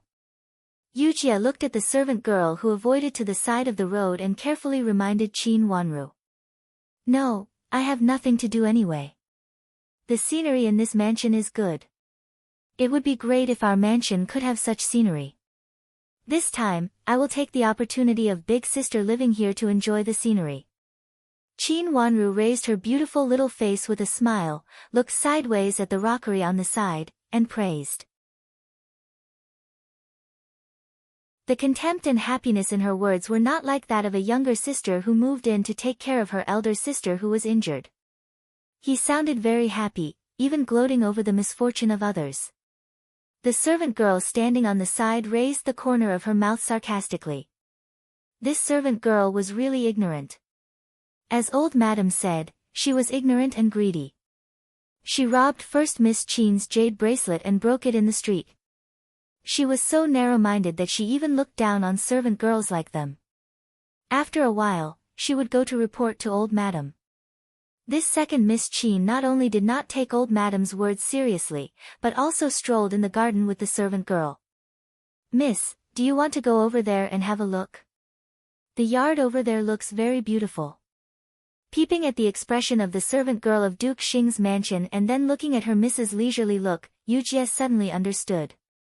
She immediately agreed with Qin Wanru, reached out and pointed to a yard not far away in front of them and said. The yard looked magnificent at first glance. It was definitely not a place that ordinary people could afford to live. There were rockery at the entrance, a small bridge, and a gurgling stream. Okay, let's go and have a look. Qin Wanru also seemed to be interested. She lifted the corner of her skirt and was about to walk over. The servant girl of Duke Xing's mansion couldn't stand it anymore. She felt that she was about to explode with anger. Where did this peerless girl come from? How dare she go to first Mrs. Yard? She didn't know whether she had the face to do so. Miss, that's our first Mrs. Yard. Not everyone can enter it. The servant girl straightened up and said in an enigmatic tone. Our miss is not an ordinary person. She is invited by your madam of Duke Xing. Yujie seemed to not hear the contempt in the servant girl's words. She raised her face and said arrogantly. Our madam of Duke Xing doesn't invite just anyone.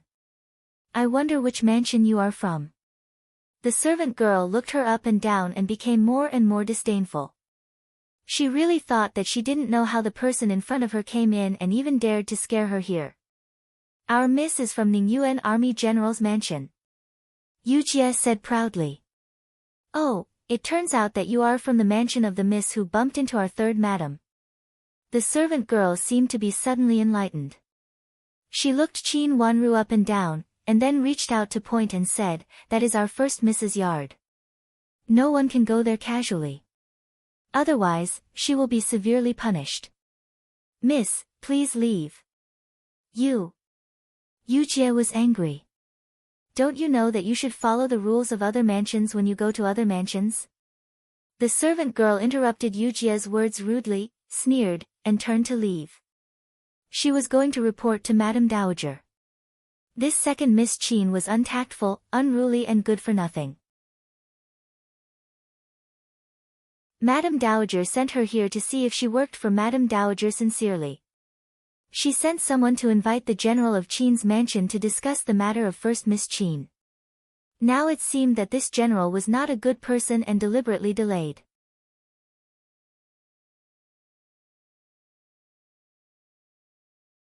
Chapter 419. First Miss Qin, how could you do such a thing in Prince Cheng's mansion? Madame of Duke Xing was so angry that she banged the table hard and said harshly. Xiao Jia, the second miss of Duke Xing's mansion, was sitting beside her. At this time, she was enjoying a good show. It was she who brought back the previous rumor. She was the daughter of a concubine in Duke Xing's mansion, but she had never been favored. Although she carefully flattered Madame of Duke Xing, she was even inferior to Madame of Duke Xing's principal maid. She had always been bossed around. It was rare to see someone worse than her, so she naturally saw a good show. Madame of Duke Xing, this is really a misunderstanding. I don't know why this happened, but this is really a misunderstanding. I also entered the garden by mistake. Qin Yuru explained in a panic. Entered by mistake. First Miss Qin, do you really think everyone is a fool? Madame of Duke Xing was really angry. She was not old Madame of Duke Yong, who would naturally beautify Qin Yuru's behavior. Thinking that her plan was flawed because of Qin Yuru, she was so angry that she wanted to slap Qin Yuru twice. How could there be such a shameless woman? Did she know that she had been engaged? How could she have the face to seduce Prince Cheng? Moreover, she had succeeded in recognizing her ancestor. She was not only related to Prince Cheng by blood, but also in the wrong generation. Did she really not know what she was doing? Madam, this is really an accident. I just wanted to walk casually at that time. I didn't expect to meet Prince Cheng, and I don't know when I lost my earring. Qin Yuru knew that she should grit her teeth at this time, so she refused to admit it. Anyway, she insisted on saying so. Could others force her to admit it? Madam, don't you know what kind of person I am? How could I make such a mess at this time? Moreover, my parents know the marriage between my cousin and me. Qin Yuru wiped her tears. She had thought of a reason before, and it was just right to use it to defend herself. Jia, you leave first. Madame of Duke Xing stared at her for a while, and then waved her hand with a cold face and said. Yes, mother. Xiao Jia, stood up obediently and left the courtyard with her maid. However, she stopped at the gate of the courtyard and turned to the back of the courtyard with her maid. Although Qin Yuru and Madame of Duke Xing didn't say anything, it made her feel suspicious. There seemed to be a lot of things in it. It was said that first Miss Qin, who was liked by Madame Dowager, seemed to be familiar with Madame Dowager. Why was Madame Dowager so angry? The first Miss Qin and the Ningyuan army general's mansion behind her were shameful, which had nothing to do with their mansion. However, Madame seemed to have been ruined by the first Miss Qin. Could there be some kind of secret here? Where are you going, second Miss? Xiao Jia had only taken a few steps when she suddenly heard a cold voice behind her.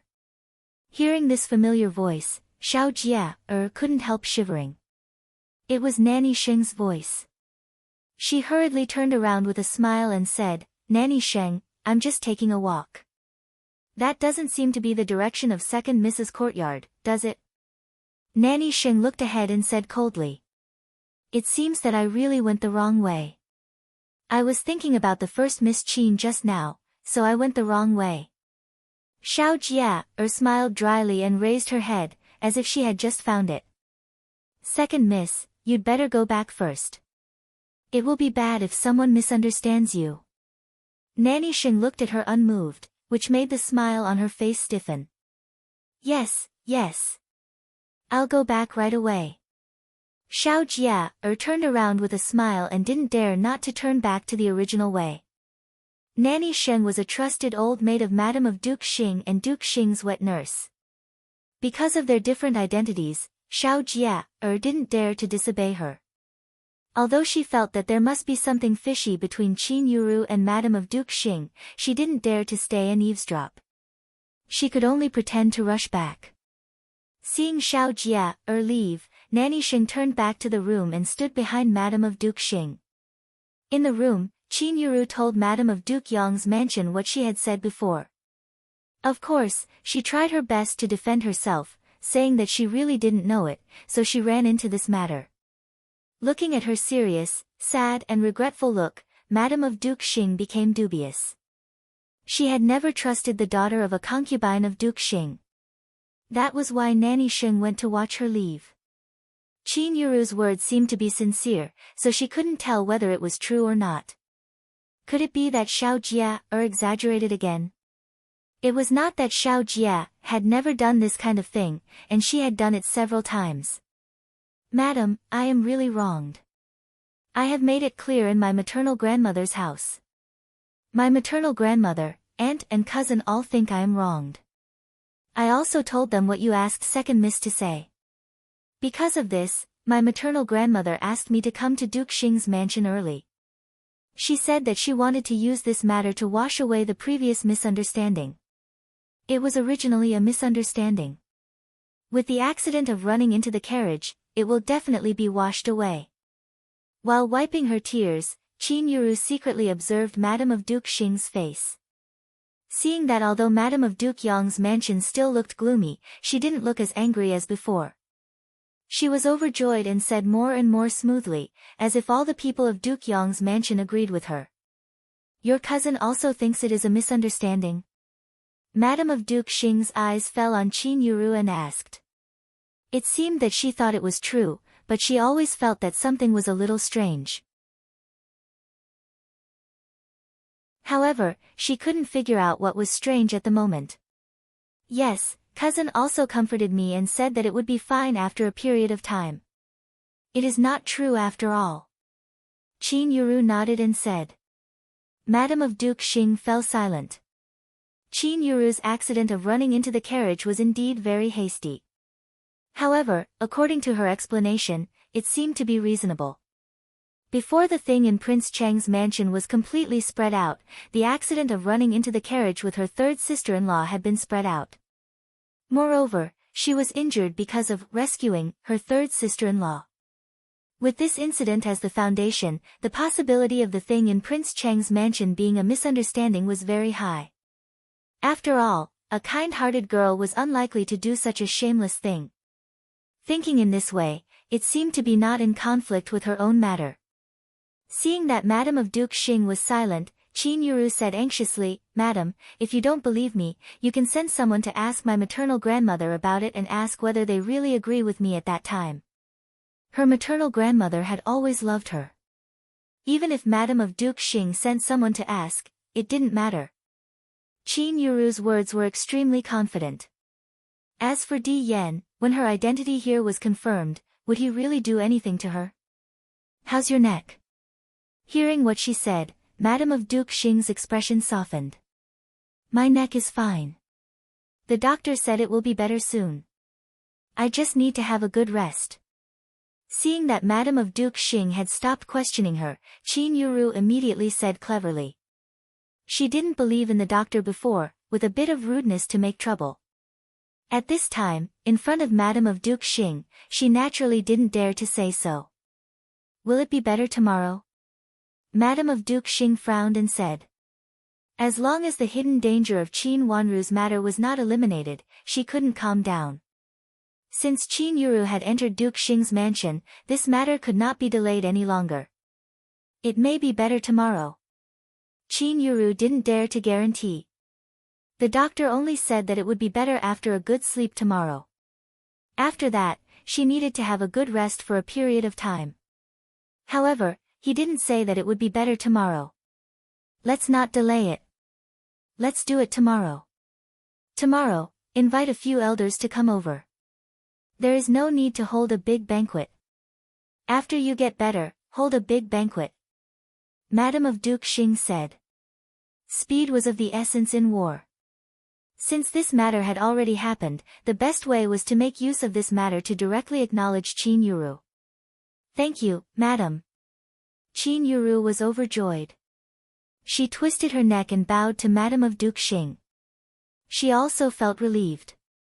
From now on, she was the Miss of Duke Xing's mansion and the biological granddaughter of Rui, and great elder princess. In the future, no one dared to treat her badly. Old Madam will recognize you as her adopted granddaughter. Madam of Duke Xing didn't ask her to get up, but said slowly. Qin Yuru raised her head suddenly, looked at Madam of Duke Xing in surprise, and said hurriedly, "Didn't you say, the former heir of Duke Xing's?" She didn't know how to say it for a moment, and the sweat on her forehead involuntarily broke out. Of course, biological granddaughter and adopted granddaughter were different. If she was just a adopted granddaughter, there was no difference between her and Qi Rongji's status. Although Qi Rongji had become the adopted daughter of Madam of Duke Xing, which made her very envious, she could obviously get more. Why did she want to be like Qi Rongji? However, the previous things were handled by Madame D. Qin Yuru didn't know whether Madam of Duke Xing really knew something or had any agreement with Madame D before, so she didn't know what to say for a moment. "Rui and great elder princess won't recognize you." Madam of Duke Xing sneered and said. "But you and old madam can recognize me," Qin Yuru said eagerly. At this time, she just felt that it was much better to be adopted than adopted, so she subconsciously fought for her rights. This will be very troublesome and lead to a series of problems. I will recognize you as my adopted granddaughter on the surface, but privately spread the rumor that you are your adopted granddaughter. If Rui and great elder princess asks, I can only say that you are not. Madam of Duke Xing said calmly. This was what she had discussed with old madam. Rui and great elder princess would not intervene if she only recognized a adopted granddaughter. However, if she said that she was the daughter of the former heir of Duke Xing, Rui and great elder princess would definitely intervene. At that time, things would deviate from the direction she had planned. She would spread the news that Qin Yuru was the daughter of the former heir of Duke Xing. But if Rui and great elder princess came to ask, she would definitely refuse to admit it. It was a mixture of truth and falsehood, which would make Rui and great elder princess confused and feel that Qin Yuru was really her biological granddaughter. In that case, some things would be much easier to handle. Duke Xing's mansion's plan was never just Ning Yuan army general's mansion. They were even more unwilling to be stepped on by an impostor.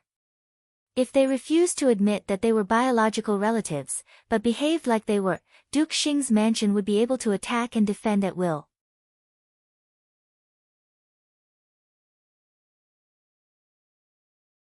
Chapter 420.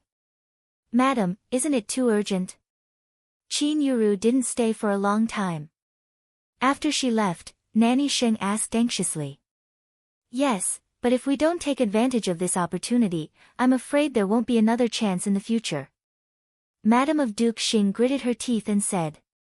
If she had known that Qin Yuru got into this kind of trouble again, she would definitely think about it, but now it was too late. Should we tell Marquis about it? Nanny Sheng frowned and said, It's so urgent. We should at least tell Marquis about it, right? Don't tell him. It's useless to tell him, and it will make him say something. Now that things have come to this, and old madam also thinks so, let's not wait. Madam of Duke Xing refused decisively. If they waited, there might be changes. She had planned for a period of time, and finally Madame D and Qin Yuru took the initiative to pretend to be Qin Yuru's parents. If she missed Qin Yuru, where could she find another one who took the initiative and set up such a good background? Although there was a difference between initiative and passivity, it was related to the problem of who would bear the responsibility after the incident. Madame of Duke Xing had always been cautious, so how could she put herself on the opposite side of this matter above board? You're going to recognize him tomorrow? Nanny Sheng hesitated and pointed in a direction, which was the direction of old Madame's courtyard. Tomorrow. Madame of Duke Xing nodded and said, Find a few servant girls and old maids who are good at massaging later. Today, they will take turns to massage first Miss Qin. You must make her hair straighten tomorrow. Otherwise, she will look ugly. Not only was it ugly, but it would also make people feel that it was too urgent and seemed to be covering up something. Madame of Duke Xing certainly wouldn't let people have such a guess. A niece who pretended to be Qin Yuru would benefit her more than just replacing a position. The rest depended on Qin Yuru's performance. With Qin Yuru and without Qin Yuru, things would be very different in the future. Her daughter secretly came back to the capital city and specially met Qin Yuru, just to confirm it again. Madam, I'm afraid it's a little difficult. Think about it, even if you have a stiff neck, you can't get better in a short time. What's more, first Miss Qin's current situation is much more serious than a stiff neck. Nanny Xing felt it was very difficult, so she withdrew her hand and shook her head. Madame of Duke Xing thought for a moment, and her face was a little gloomy. Is there no other way? Can't I get a quick one with a stiff neck? Nanny Xing frowned at first. After thinking for a while, her eyes suddenly lit up. She immediately said eagerly, Madam, there is a way, but it's a little harmful to the body. What do you mean? Madame of Duke Xing's face lit up. Didn't Madame Dowager suffer from a stiff neck before? Duke invited an old maid to massage Madame Dowager. I also wanted to learn a little at that time, so I made friends with the old maid in private. The old maid didn't hide anything from me and taught me a few tricks. When we were chatting, she said that there is a way to make a stiff neck recover quickly, or to make it look better, which is acupuncture. Nanny Xing said. This thing was really mentioned by chance. Nanny Xing just asked at that time, and the old maid also said casually. Stiff neck was not a big deal, but sometimes it was not very convenient. If she had to attend some necessary occasions, it would be a little embarrassing if she had a stiff neck at that time. However, this kind of acupuncture could not cure the root cause. It could only look normal, but in fact, the neck was still stiff. It would hurt if she moved it, but it was not crooked. Moreover, the degree of the stiff neck was even more serious. After all, it was already a straight process from a crooked stiff neck to a straight stiff neck. Straightening the stiff neck would definitely hurt the tendons of the neck. Qin Yuru had hurt the tendons. Straightening the stiff neck would be more serious than straightening the stiff neck. She might not be able to move her neck for a period of time. After Nanny Xing finished talking about this in detail, Madame of Duke Xing immediately nodded and said, Is the old maid still there? Let her do acupuncture for Qin Yuru. She didn't care about Qin Yuru's health. Yes, I will secretly invite her to come here later, but, even if the neck can't be seen, she may not look very good. Nanny Xing was a little hesitant. This method was a little harmful. The injured would be more injured, and her face would definitely look bad. It doesn't matter. As long as Qin Yuru comes out tomorrow and finishes the business, she can rest for a long time. As for treating the symptoms but not the root cause, she originally had a car accident, so it is normal for her to look bad. Madame of Duke Xing sneered and said sarcastically. She has made so many things and needs me to help her bring up the rear. She has to show some sincerity. Yes, I will arrange it now. Nanny Xing felt that Madame of Duke Xing was reasonable, so she immediately responded.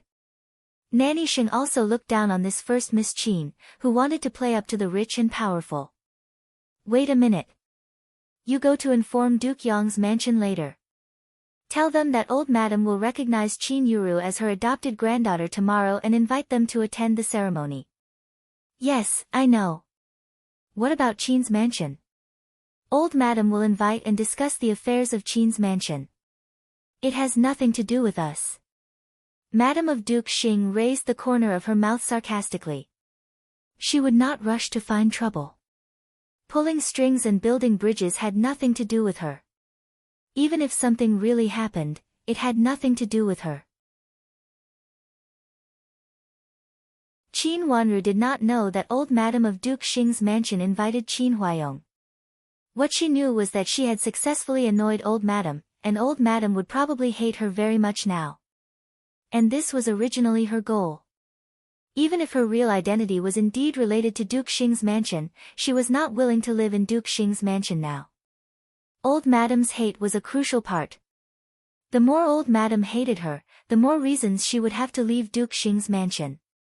After her age became her weakness, she wanted to find a fair reason to leave Duke Xing's mansion. But now she was sitting in a pavilion with interest, looking at Qi Rongji in front of her with gentle eyes. Compared with her, Qi Rongji looked flustered and exasperated. It could be seen that Qi Rongji was very anxious and angry. Just now when she was walking casually, Qi Rongji came out from behind a rockery and stopped her. Now they were sitting in the pavilion behind the rockery. This place seemed to be secluded. On one side was a rockery, and on the other side was a wall. They could hear people passing by outside, but people outside could not see them. Qi Rongji found a good place. What does Qin Yuru mean?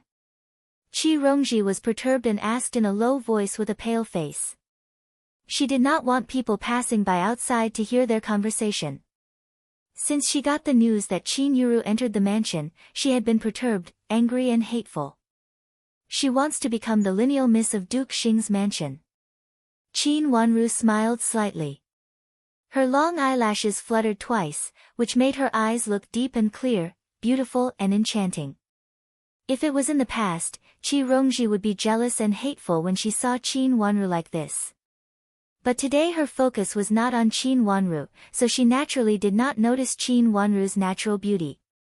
She was now wholeheartedly thinking about Qin Yuru. Thinking of Qin Yuru would endanger her position. Why does she become a lineal miss? Does she really think she is the daughter of the former heir of Duke Xing? Qi Rongji said restlessly. In the conversation between Qin Wanru and her before, this meaning had been faintly revealed. Why not? Anyway, you don't know, I don't know, and others don't know. Qin Wanru said softly with a smile. She looked leisurely as if this matter had nothing to do with her. Don't know. Qin Yuru really thinks she can do whatever she wants. Qi Rongji gritted her teeth. How could she let Qin Yuru do what she wanted? Moreover, she did not want Qin Yuru to share her favor.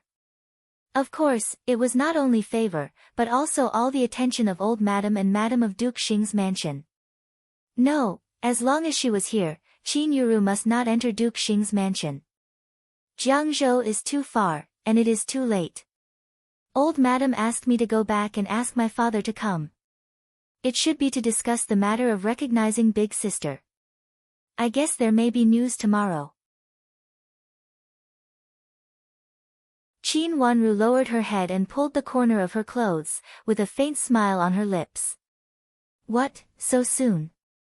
Qi Rongji could not sit still anymore. She suddenly stood up and walked around in the pavilion for a few times. She originally thought it would take some time, but after hearing Qin Wanru's words, she also thought it would happen tomorrow. No, she must stop it. But she had not convinced her big brother. Her big brother would not give her the evidence in his hands. What should she do? What should she do? Qi Rongji was so anxious that her forehead was immediately covered with sweat. First, Miss Qi, why are you in such a hurry? Sit down and have some tea. You and Big Sister will be sisters in the future. You and Big Sister must have done a lot of blind dates when you were in Jiangzhou. Qin Wanru pulled the corner of her clothes and stood up, looking very leisurely and ready to leave. This matter had nothing to do with her, so she naturally did not need to be anxious. Blind date with Qin Yuru and her sister. She doesn't deserve it. Qi Rongji sneered. She now hated Qin Yuru very much, only thinking that Qin Yuru came to rob her of her wealth. Why not? Big Sister has been preparing for this for a long time.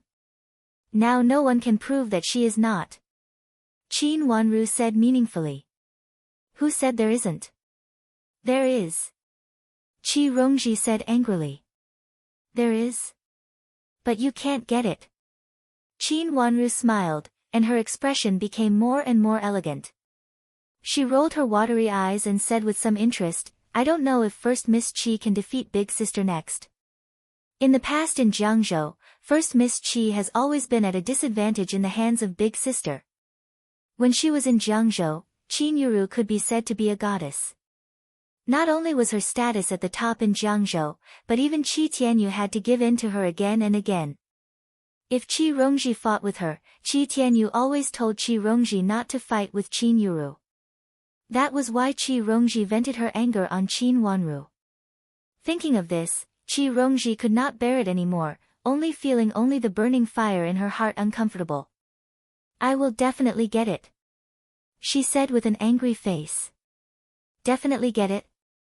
Are you going to steal it? Qin Wanru looked up in surprise, seemingly very surprised.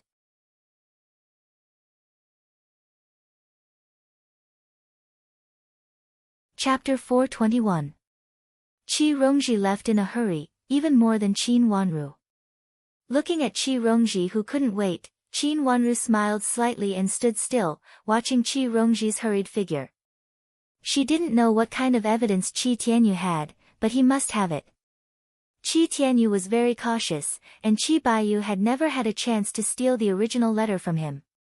He didn't trust Qi Baiyu, but he trusted his sister.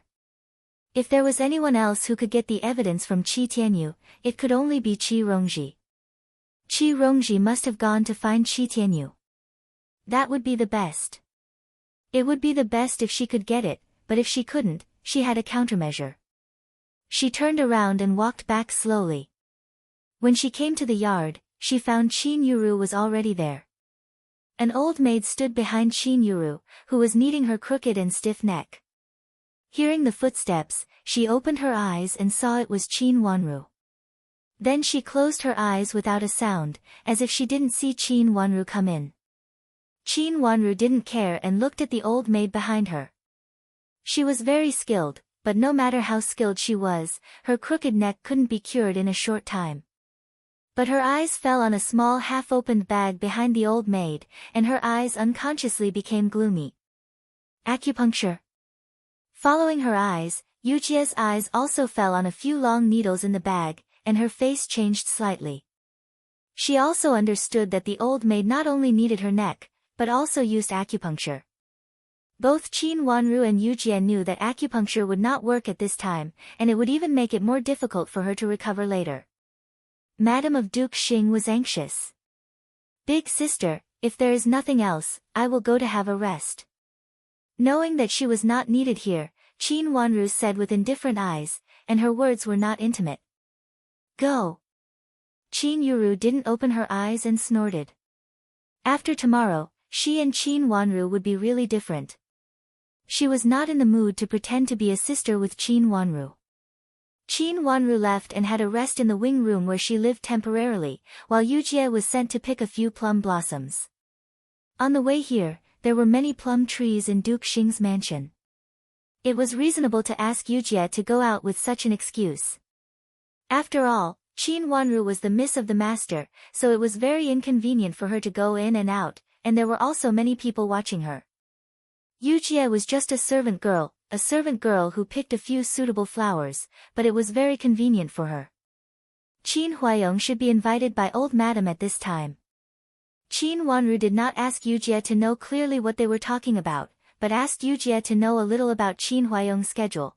Take Yuru as your granddaughter? Qin Huayong put down the teacup in his hand, frowned slightly, and asked in confusion, why did old madam take a fancy to Yuru? He was invited by old madam just now. Your daughter and I hit it off at first sight, and I like a child like her very much. I heard that her mother is quite ill, so she can be raised in Duke Xing's mansion in the future. I will naturally love her as my own granddaughter. Old madam smiled, and her eyes were gentle, which was completely different from when she saw Qin Wanru before. Nanny Yu sighed helplessly on the side. When she heard that the second Miss Qin saved her, old madam still had a good impression of her.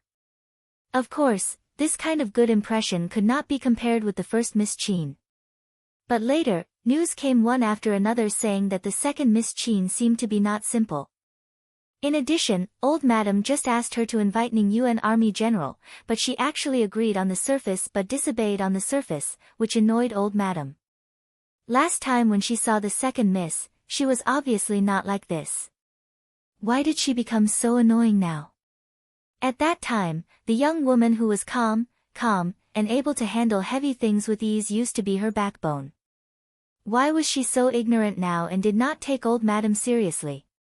Nanny you did not understand, but she did not dare to speak carelessly. She said a few good words for the second Miss Chin before, but old madam, who had never reprimanded her, was furious and even said that if she said such words again, the relationship of master and servant for many years would be over. So Nanny you did not dare to say anything more. Old madam, do you really like Yuru? Chin Huayong seemed to be moved by old madam's words just now, and asked after thinking for a while. Yes, I do like the first Mississippi, old madam smiled kindly. Hearing old madam's words and seeing that old madam seemed to really like Chin Huayong thought a little longer this time, but he still nodded. Then I will have to trouble old madam in the future. Don't mention it. Yuru will be my granddaughter in the future, and it is reasonable for me to care more about my granddaughter. Old madam also breathed a sigh of relief. She did not expect that her goal would be achieved so easily. Immediately, her smile became more and more kind, as if Chin Yuru was really her biological granddaughter.